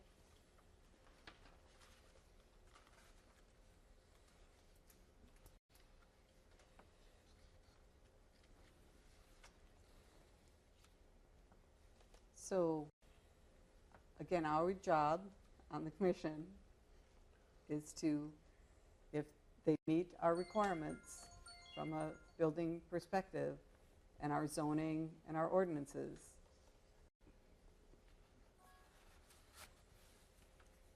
then we need to, we can't just arbitrarily say no.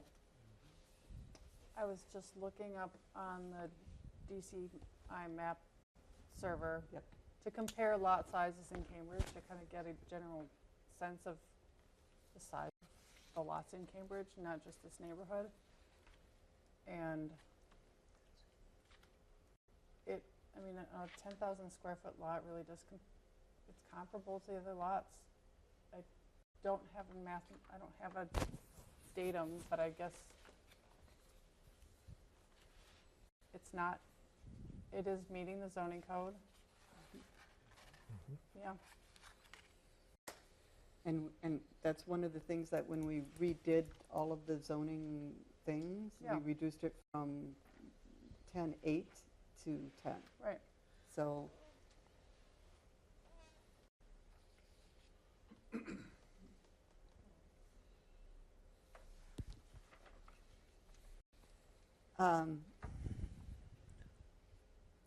I'll go ahead and make a motion to approve. Recommend.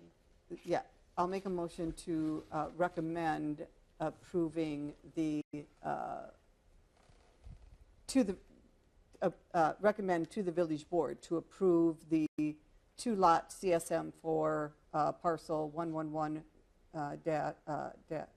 slash 0612-123-4780-1 along Waverly Drive. I would second that if, I would like to get in these two conditions, these potential actions that Steve called out. Yep. Yeah. So if we could note those. So contingent on the, I'll expand my motion to say contingent on the inclusion of the 2 points from our engineer regarding the building permit issuance and regarding the building permit issuance. I'll just say that. Does that cover the financial obligation? Yes. That's the second point item. does. Can I ask a question? When the developer is gone, he's not going to pay for the flushing of the system, so who's going to be in charge of that? He's out of here. He built it, he's gone. So now you're going to have these residents are going to have to come up with another fee for water on top of it? Like, I'm not tracking with all of this. So the only reason that flushing is going to be an issue is because there's only 2 units that are going to be going down that forced main. Once the additional properties come online and are also pushing things down that forced main, then that it won't be an issue just because you have a larger quantity that's moving more often that's going to keep it moving along. Yep. Can I speak real quick since she was able to speak? Oh, yeah, absolutely. Just, and I understand everybody's concerns. I'm the developer, Andrew Arnett here, and I get that and everything, but this E1 system is probably the most environmentally friendly system out there. By the time I get done telling you about it real quick, you're all going to want to install it in your own property. Weight gravity's great, it works great and everything, but you've got all these manholes, so the way that was designed originally, there was going to be a big lift station there, and I'm going to tell you something. A lift station, $750,000 for the taxpayers to install. $750,000 just for the lift station. Then you have to gravity the sewer in that development down to this lift station. So now we have all these manholes, which is equivalent. I think that one would have been about 9 manholes that are deep that you have to take your city or village employees and put down in there because they clog up. You'll see them vacuum trucks running around town. And that's what they're doing. They're unclogging these things because the Lincoln logs float in there and they get clogged up and they have to unclog it. So this system actually is like your dishwasher. Your dishwasher is actually an E1 grinder pump. It grinds up the stuff from the dishes and injects it into your sewer system in your house and then discharges it out. So what's nice is I've toured like the facility, the wastewater treatment places, and the guy goes, look, there's Legos in here, there's toothbrushes in here. You don't get that with this because it has to go through their, it'll clog your grinder pump up, not your neighbor's. Your neighbor's not paying to unclog your stuff.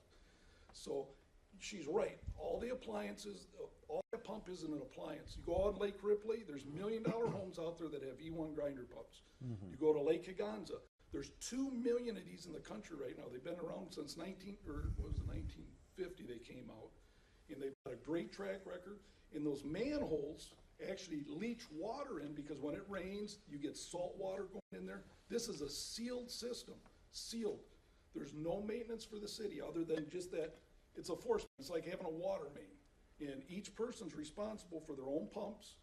And when they don't have to come by the house. If they don't want a pump, they won't buy it. It's made right on the plat. We're gonna put it, these homes are done with E1 grinder pumps. So they're gonna know it, and they know it's not your responsibility, it's their responsibility. So, and the other thing is it's making it into a slurry and sending it down the line versus just loose stuff just floating down there. Versus more solid pieces. And it actually cleans itself. So what's happening right now, I came up with a solution today for the 4-inch, and it's just a temporary. I don't want to stink you guys out of there. Maybe I'll plant rosewood. No, I'm just kidding. But I can downsize the size of the pipe because what's happening is it holds that stagnant in there for a little bit. So if I go to like 1.5 inches temporarily, we won't get any odors or smells. But I'll be responsible. Like I said, I don't want to stink anybody out of there. You know, I didn't say doesn't stink, but you know, there's a chance. So. Yep. But lift stations are the responsibility of the developer when he puts the infrastructure in there, which is why Alan Howe never developed that street in the first place because he couldn't afford to put the lift Okay, station in. please don't. If you guys want to have this conversation, you can have it after. Stop. Hey. All right. Stop. Stop. Public decorum. Public decorum. I was polite to take your question. I didn't need to. I was trying to be polite and I took it. So if you guys want to have a conversation after the meeting, you're welcome to do that back and forth. And yeah. The disadvantages of that. Okay. So we have a motion and a second. Do we want to have any Yeah. Do we have any conversation? discussion? Well, I guess one of the points that's been brought up is if there's a certain amount of responsibility to, and I'm not a sewer guy, to force water through this thing temporarily until the rest of the development is put in place. There's no guarantee that development is going to get in place, right? That's a separate agenda item. Okay, so what is the potential of this being an issue should that either be delayed or not happen? Then it's the developer's responsibility to continue to pay that, or the homeowner's. Okay. And the developer would need to make sure that the owner is aware that that's going to be their responsibility. So it would just be something that has to be disclosed when the house is sold. One quick comment, just this might clarify a few things. I've seen it both ways. I've seen it where the municipality pays for the lift station and recovers it through special assessments or TIF incentives. I've seen it where the developers pay for them. Regardless, the municipality ends up maintaining it long-term because it's directly connected to the main service. The grinder pumps, you maintain it from your house to the force main, and from there it goes. So from a and long-term I only know cost. that because I've got one and I've had to replace one, and it was about $9,000. But I bought the house knowing that. Yeah, so from a long-term cost perspective, the cost of the village maintaining the force main is going to be much less than the village having to maintain a lift station. We didn't want the lift station in the first place. It was supposed to be an interceptor that would bring it all over to a different place and then brought up from there. There's nobody on the village, on the water and sewer board who has any concept of that, Jeff, and it's a moot point because that's not the two options that were presented to us. That's too bad. Okay. I'm past my cutoff. Oh, okay. We're going to take a 30-second break. Nobody brought beer. All right. We're good? All right. So any further discussion from the board? I just want to clarify that recommending approval of the CSM with the 2 potential actions tagged onto it does not in any way give an opinion or any either direction of the next, which is the rest of the development. Correct. Yes. Correct. Okay.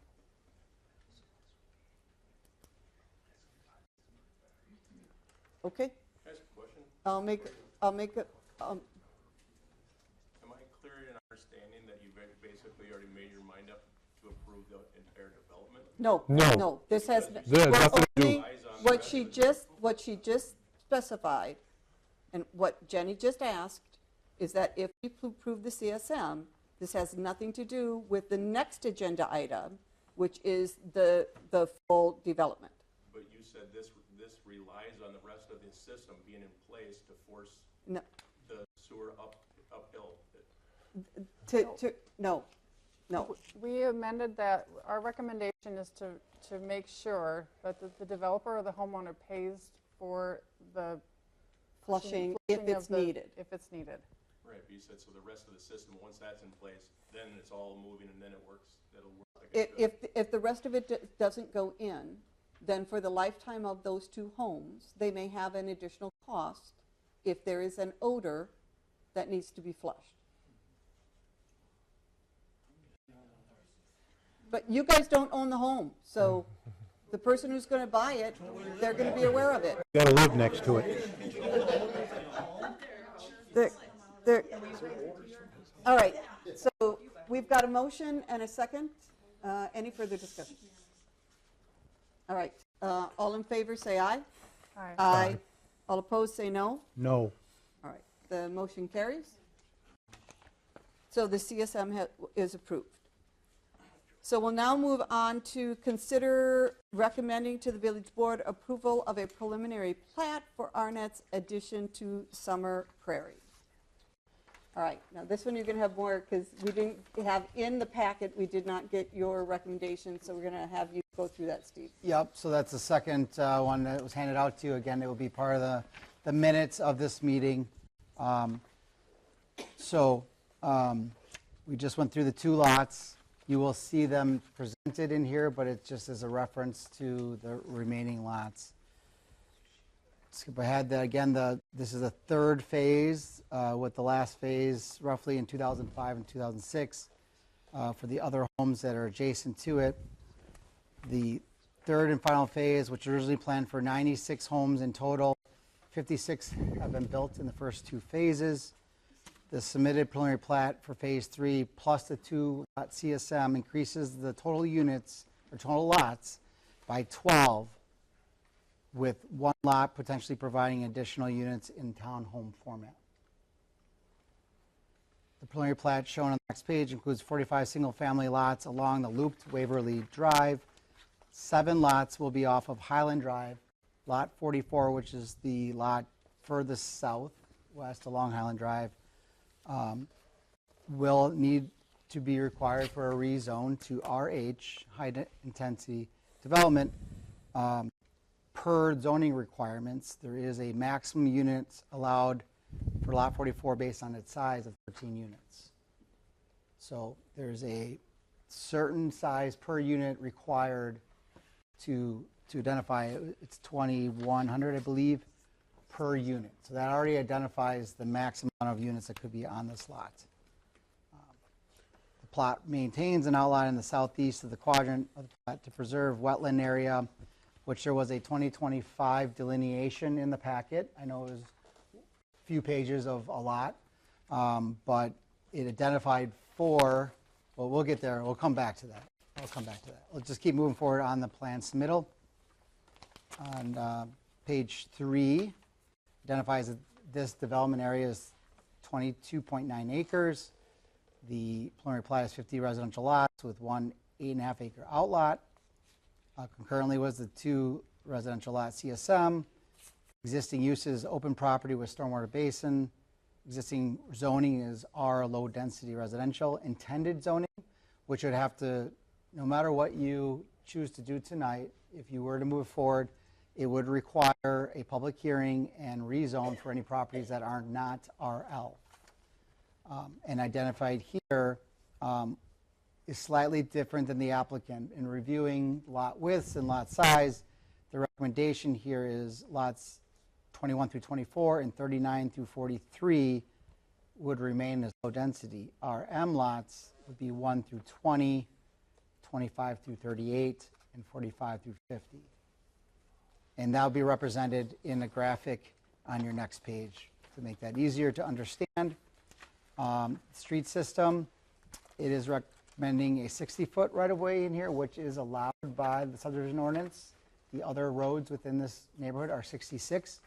What does that equate to? The pavement area is still required to be the same. It would ideally likely reduce the terrace, the section between the sidewalk and the curb, by 3 feet on each side. So then we're looking at consistency with the comp plan. Subject property is designated as neighborhood residential in the future land use map, which allows for housing types, mix of housing types, civic uses, existing neighborhood commercial, and daycare facilities. The density range is 3 to 10 units per net acre. Again, the comp plan is higher level. It's not zoning, it's general use. And the designation is intended primarily for residential neighborhoods, with other housing types may be appropriate, including duplex townhomes and small unit apartment condos. The development is predominantly comprised of individual residential lots with one larger parcel with high-density residential for intended use of townhomes. Comprehensive plan also states that townhomes in this neighborhood residential should be no more than 4 contiguous units per building. And where they're appropriate is when facing or adjacent to commercial use, large institutional uses, or residential uses of equal or greater intensity. This lot would have a side lot to a potential rezone to residential medium single-family lot, and would front on a highland and front right now is open space to a farm property. Other thing that you do in the comp plan is look at lands that are outside the current village limits. And so that second graphic illustrates identification as more neighborhood residential with a note, that number 2. What that number 2 states in the comp plan is, village seeks a complete neighborhood with a mix of neighborhood commercial, high-intensity residential, neighborhood residential, and park and open space. This suggests openness for future urbanization of this area with uses that could be compatible with townhome lots in the subdivision. Again, it's not fronting onto other single-family lots. It's to town property that may develop at some point, and per the comp plan, suggest it could be urbanized with a blend of uses and types.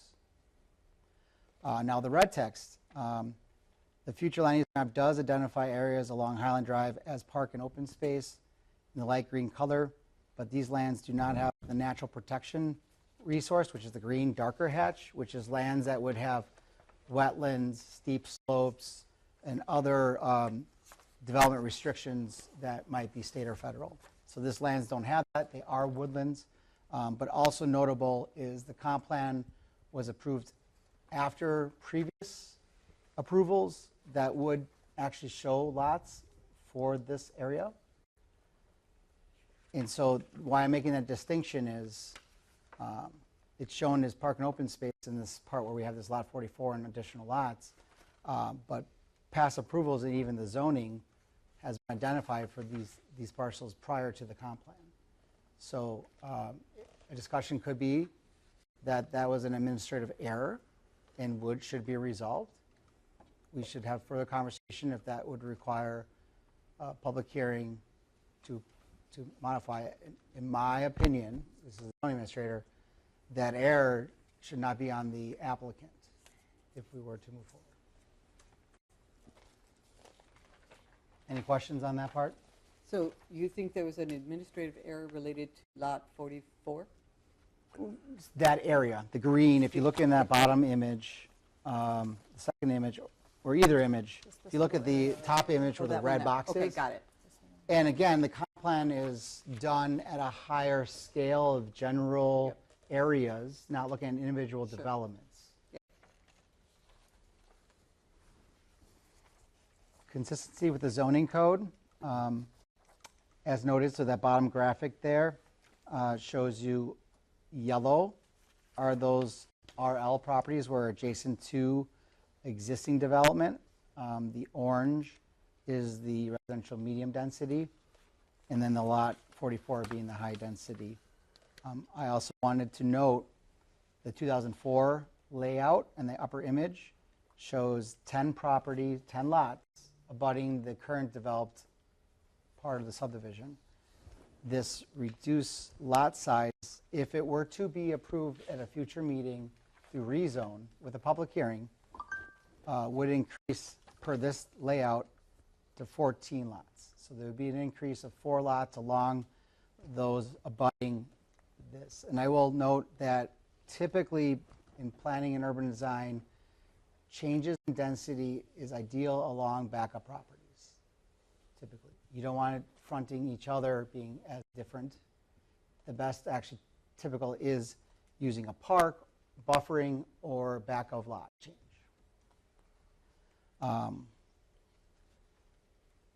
Also noted in lot 44, the restriction of 13, so more details shall be presented with the rezone at a future meeting to better understand the intended development with relation to the adjacent planned land uses. Again, comp plan suggests no more than 4 units in townhomes, and the max is 13 allowed by zoning for that.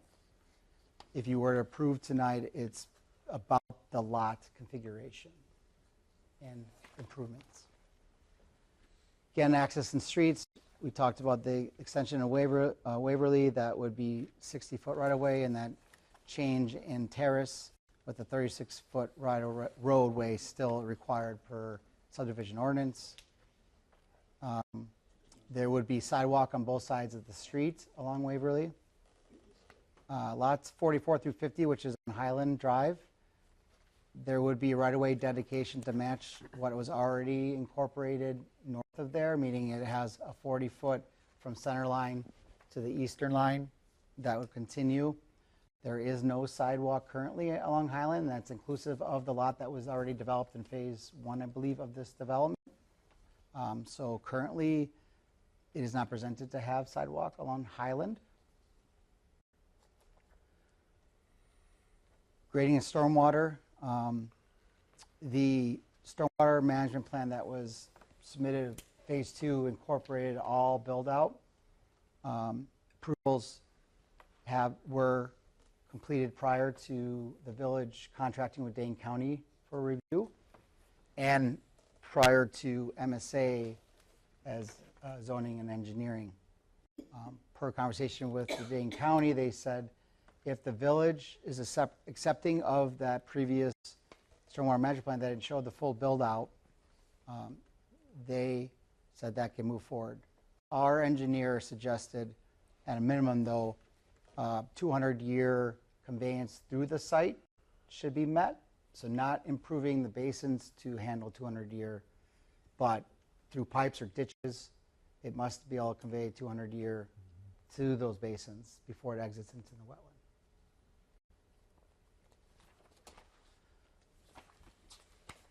Stop me at any point here. Utilities, we discussed, it would be an E1 system.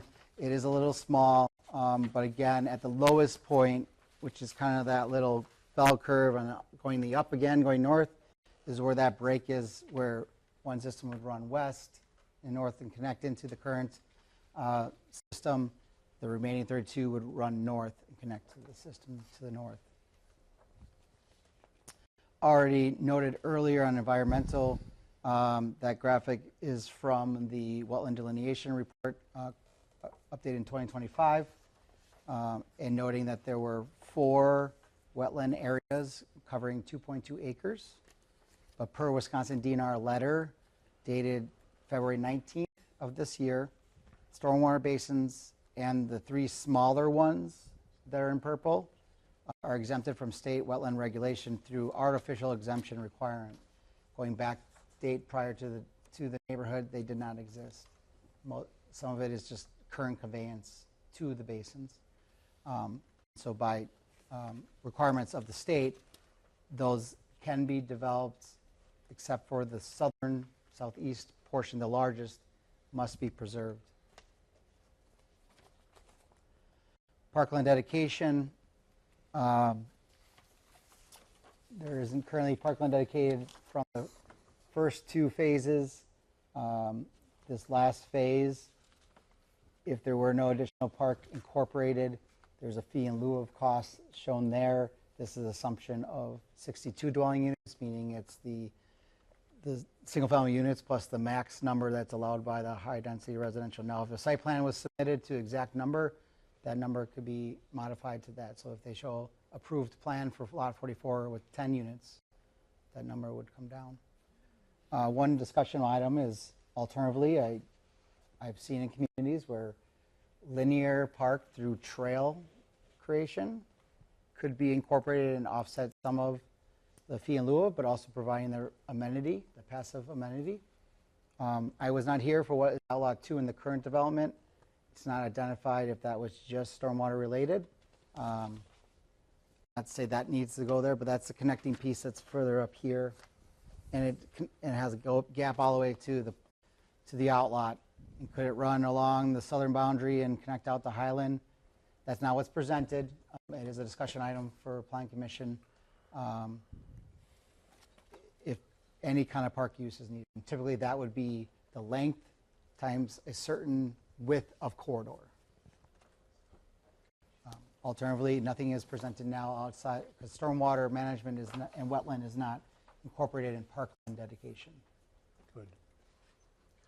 I'm sorry, can you repeat that? So your ratio of parkland dedication that by unit is not, you cannot include stormwater or wetlands, steep slopes in that number. So this parkland dedication piece, that's our park impact fee? I thought our park impact fee was for new.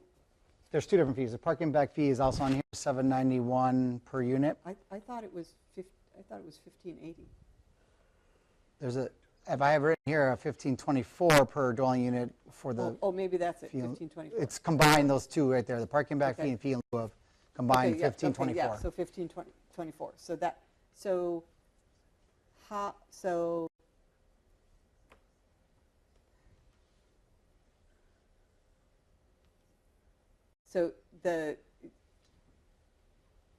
if there was parkland dedication, it would reduce the amount of the park impact fee? It reduced the fee in lieu of land. The fee in lieu of land, so that portion of it. So as these homes are built, and we will get the park impact fee for each home. Correct. Perfect, thank you. Because I know the board is really interested in making sure that we no longer waive park impact fees, which we've done at other developments in the past, and it's come to bite us in the you-know-what. So, okay, thank you. I have a quick clarification. You have like a 4 or 5 page document that summarizes everything? That's what. The meeting minutes for the packet was 500 pages long. Where in that packet is these 5 pages that summarize everything? So you just find it. Well, this will be included in, this memo will be included. So what he's reading off for us today will be included in the meeting minutes in its entirety. So it wasn't included for public consumption before the meeting? It wasn't included for us either before the meeting. He's presenting it to us now. What are you going to vote on? His results. His results. Okay. Continue, Steve. Last item is just the engineering survey comments. Typically, there are corrections to be made. The bigger part of the preliminary plat is, in principle, the layout, configuration, any major hurdles. These are noted that should be incorporated in the final plat items. So there are several items outlined in the last page of potential action. If it were to consider approval, some items to consider. One is typical, right? Full engineering review of grading, streets, utilities to be considered for final plat submittal. The applicant shall address all comments and requirements identified by the village engineer and obtain written approval of revised preliminary engineering before submitting the final plat. So we only get conceptual level information on engineering at this stage. So this is just saying that it needed to have acceptance of a final engineering plans as part of the final plat. Number 2, full engineering review will be required of the E1 sanitary system as part of the final plat. There's 3 items outlined in here. Noting B and C is what we kind of also talked about, that odor and the flushing to be evaluated through that system. Number 3 is the stormwater management plan was previously approved by the village as part of the original 2 phases of the development. It's not expected that the pond will require a redesign. However, in order for the village to accept the stormwater management from Arnett's addition to Summer Prairie, the developer or developer's engineer shall provide the following to the village engineer as condition of the final plat and final engineering approval: as-built certification and maintenance repair of the existing facilities. Under current proposed conditions, at full build-out, confirmation that the existing stormwater ponds satisfy the density requirements for rate control and water quality of the proposed plat. And 3, engineering plans to demonstrate safe passage of 200-year storm through the site. However, managing the 200 storm is not required for conversations with Dane County. 4, the revised plat shall identify the intended zoning district for every lot per revisions noted in the staff report and correct any other dimensional nonconformities. 5, final plat approval is contingent upon adoption of necessary rezoning from RL to RM and RH for the applicable lots. Lots not included in the rezoning shall comply with RL. 6, park impact fees and park dedication or fee in lieu of requirements shall be satisfied with the final obligation based on the projected dwelling units, including either approved plans for Lot 44 or based on maximum lot allowed by zoning designation. And 7, a multifamily development of Lot 44 shall require zoning and site plan review. Preliminary plat approval does not approve a dwelling unit count, building layout, parking plan, or access configuration for that lot. Who has questions for Steve? Because we didn't have time to read through this, I apologize. Do we have a lot size minimum in this proposal? Sorry, I did have identification of on page. Doesn't page 2 have Page 4. Oh, 4. The third and final phase includes more lots of roughly 8,100 up to 10,050 square feet. Most of the lots that abut this last phase are 11,500 up to 15,000. There are a couple up or down from that, but that's the general range. Okay. There are larger lots also further from this last phase, but those are the ones of direct contact.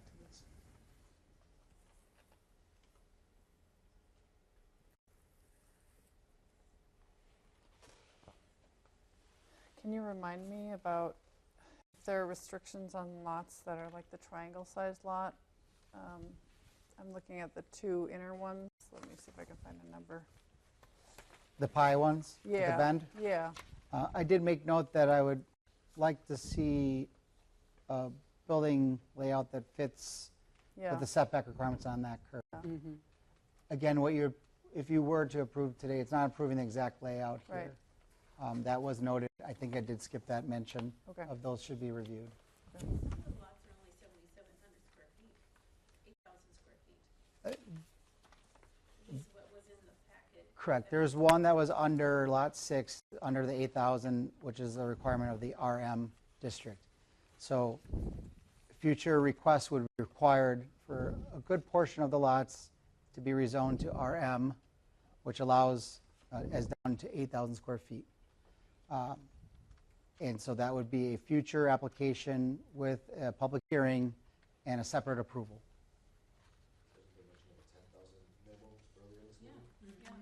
10,000 for the RL district. Why does this have to be an RM? I can't speak for the applicant, obviously. You know, it's obvious all you are up to speed on this. Why in the hell would you vote? Okay, stop. Please, no more. I mean, you guys are making an assumption about us without even letting us talk.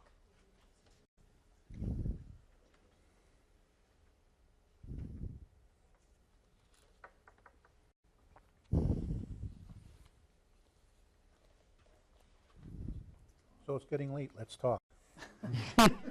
So the Highland Avenue, or is that the right, Highland Drive, Highland Yep. Avenue, without sidewalks, I guess bothers me a little bit because that would be the front of those lots. So Where's the back of the other lots that are already there? So the only, so Highland Drive, coming in off Highland Drive, so it's sort of to me the Very same thing rural. like Bilstad Road. I know, I agree. Because that whole road doesn't have sidewalks, so do we put sidewalks? Because I wrote that on the side. I'm like, do we want sidewalks on that portion of Highland? But then we'd have to put it in the existing homes. Then all those homes along Highland, would we want, because some of those homes are really off from the road. And I should know this, but is the front of the house on Highland, or is that the backyard of the house? For the other ones, the back of the house is on Highland. See, that's why I don't think a sidewalk would be necessary for them. But if it's the front of the house and it backs up, But what is the sidewalk going to connect to? it would have to connect into the, Around the corner of Neighborhood. Waverly? yeah. Around that corner? Oh, so then they could walk in, so then And people get who are in walk 44 could to- walk in around. On a sidewalk. Yeah, I like that idea. You're right. So having a sidewalk there probably would make sense. There would just be the one lot that is the side of the home. Its driveway is from that location, but the front of the home is on Waverly. But that would be the one lot that there would be a gap that needed to be filled. And we couldn't ask them to put sidewalk on both sides of their, because corner lots have There's sidewalk I on think you both said sides. That's not in the approval. That was already built on. Oh, that There's one's one already lot built. that's already got it Yeah. right there. Okay.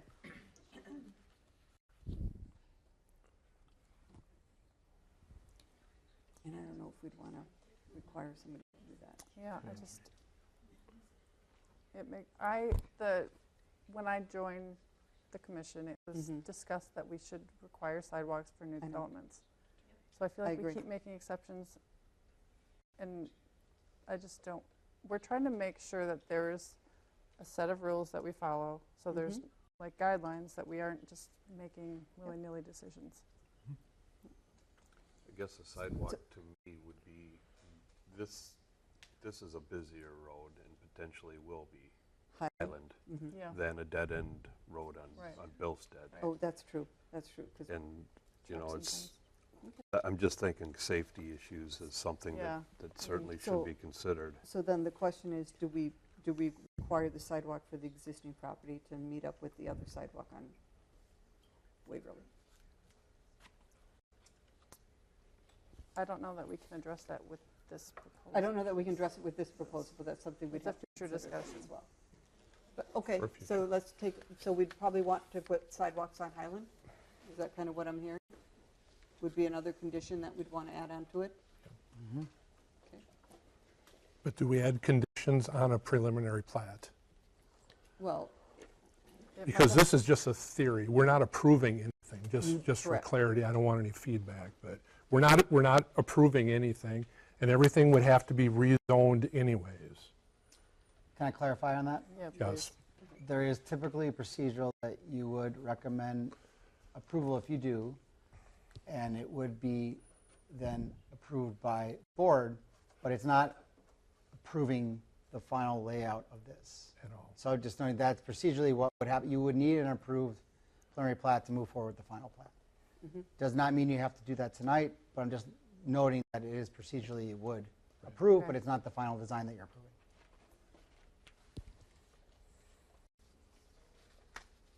Clarification on the process. I guess, sorry. You approve something that's not final, I guess. We'd be approving a preliminary plat, which is what the name of it is, a preliminary plat. Just, we've done it on every development we've ever done. It is what the normal process is when you have developments. You sort of, here's the concept, here's what I'm thinking we're going to put in. Yes, we agree with that concept, and then our developer gets into more detail before the final approvals go through. So what do we think about the mixed zoning that would be required with the lot sizes as they're laid out? That was the thing that probably stood out the most to me when I reviewed this. I wasn't sure about the mixed zoning that would be required there. Because of the medium residential and then the high Yeah. at the corner. I look at this from the standpoint of property values and existing people's property values too. And I think that, you know, the more of a mishmash you have, the harder it is to support a sustainable value for the property. I would prefer to have more consistency rather than, you know, willy-nilly zoning this lot that way and that lot the other way just because it fits. Well, to that point, I agree with you. So what my thought would be is the lots that abut, keep them at residential low, and then on the back line here, you can have the residential medium, so you can have a little smaller lot that doesn't abut to anything, so then you're not going to affect anybody's property value, because you can't tell me my house is going to affect your property value. You know what I mean? If somebody's house, if you're in an area where houses are selling for X, Yep. and then we've got, and then you go on Zillow and you see somebody who had to sell in a hurry and they sold for Y, Yep. it puts a spike Yep. in that value. Right. And if it's next door, I agree with you, Jeff. Okay. Well, what about across the street? So, where do you draw the line? Where do you draw Well, the this line? is a different What conversation. my house on one side of Main Street costs and the house on the other side of Main Street, I mean, You know, there's they're not necessarily- $100,000 difference. There are differences. there you go. So it's, But you have a preponderance of people here who are concerned about their property values. Yep, and we can't all live next to $1 million home. No, that's true. Can I make one comment just to help people feel a little more comfortable? Okay, so under the current zoning, under what it's been zoned for the last 20 years, and those houses are in there, and I think this is where people are getting really nervous and like, oh my gosh, he's gonna put these double wides in here? Because that's what's allowed under that zoning ordinance. That's probably what they're thinking. And I'm not doing that, even though it's an allowable use. So what he's saying is, yeah, if I were to go in there and just zone it the way you all want it, don't add the extra 5 lots, I could go in and put double wides in there, it's in the ordinance, 850 square foot homes on these big 10,000 square foot lots. And yes, would that devalue these people's properties? And that's why they're probably so scared. So I just want to clarify, I have no intent. I'll even, for the additional 5 lots that you all are gonna grant to me if we do a proper rezone, I will put in a deed restriction that'll match similar to what they have, where I won't allow these double wides that are allowed in your ordinance. Because currently, right now, we could build, or not build, we'd move them in. They're on wheels, and you just have to put skirting around them. And you put them together, and they have a 412 roof pitch, and that's an allowable use. It can't be turned down. There's no state law. You have to follow what the ordinance says, and that's in your rule book.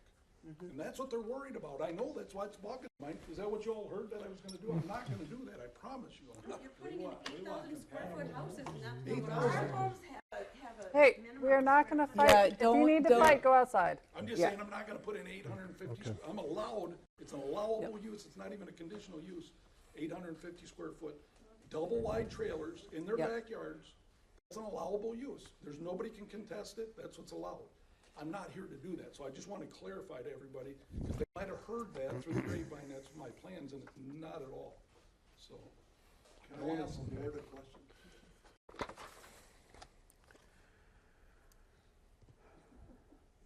all right, one question, but we may not answer it. It's about Highland Road. Why are you talking about putting sidewalks on Highland Road when the town of Christianity takes care of that road? Cambridge doesn't. I don't understand. Because we want, so people who are living in those houses along Highland, their houses are going to face Highland.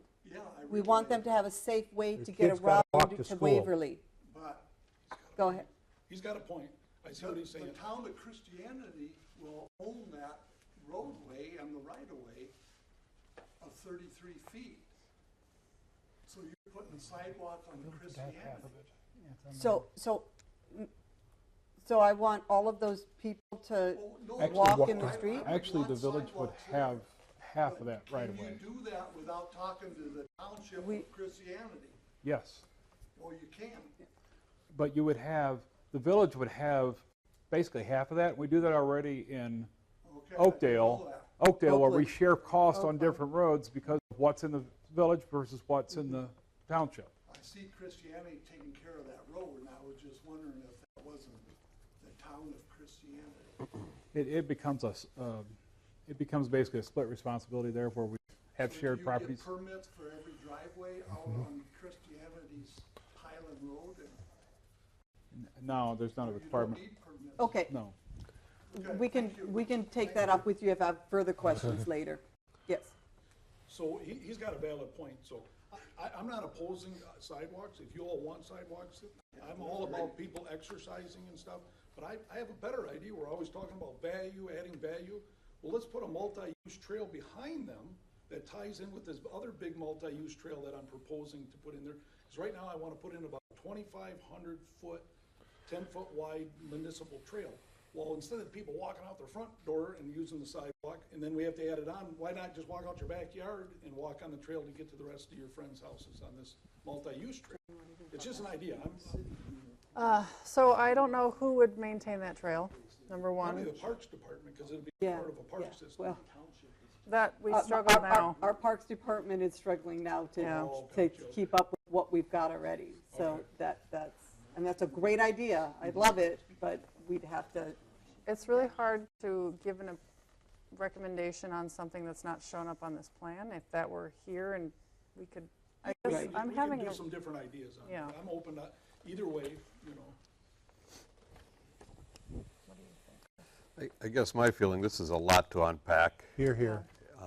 in having just received this document. So I personally would want more time to understand what this is all about. There's a lot going on here.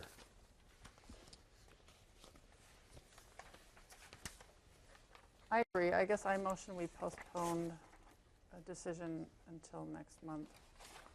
okay.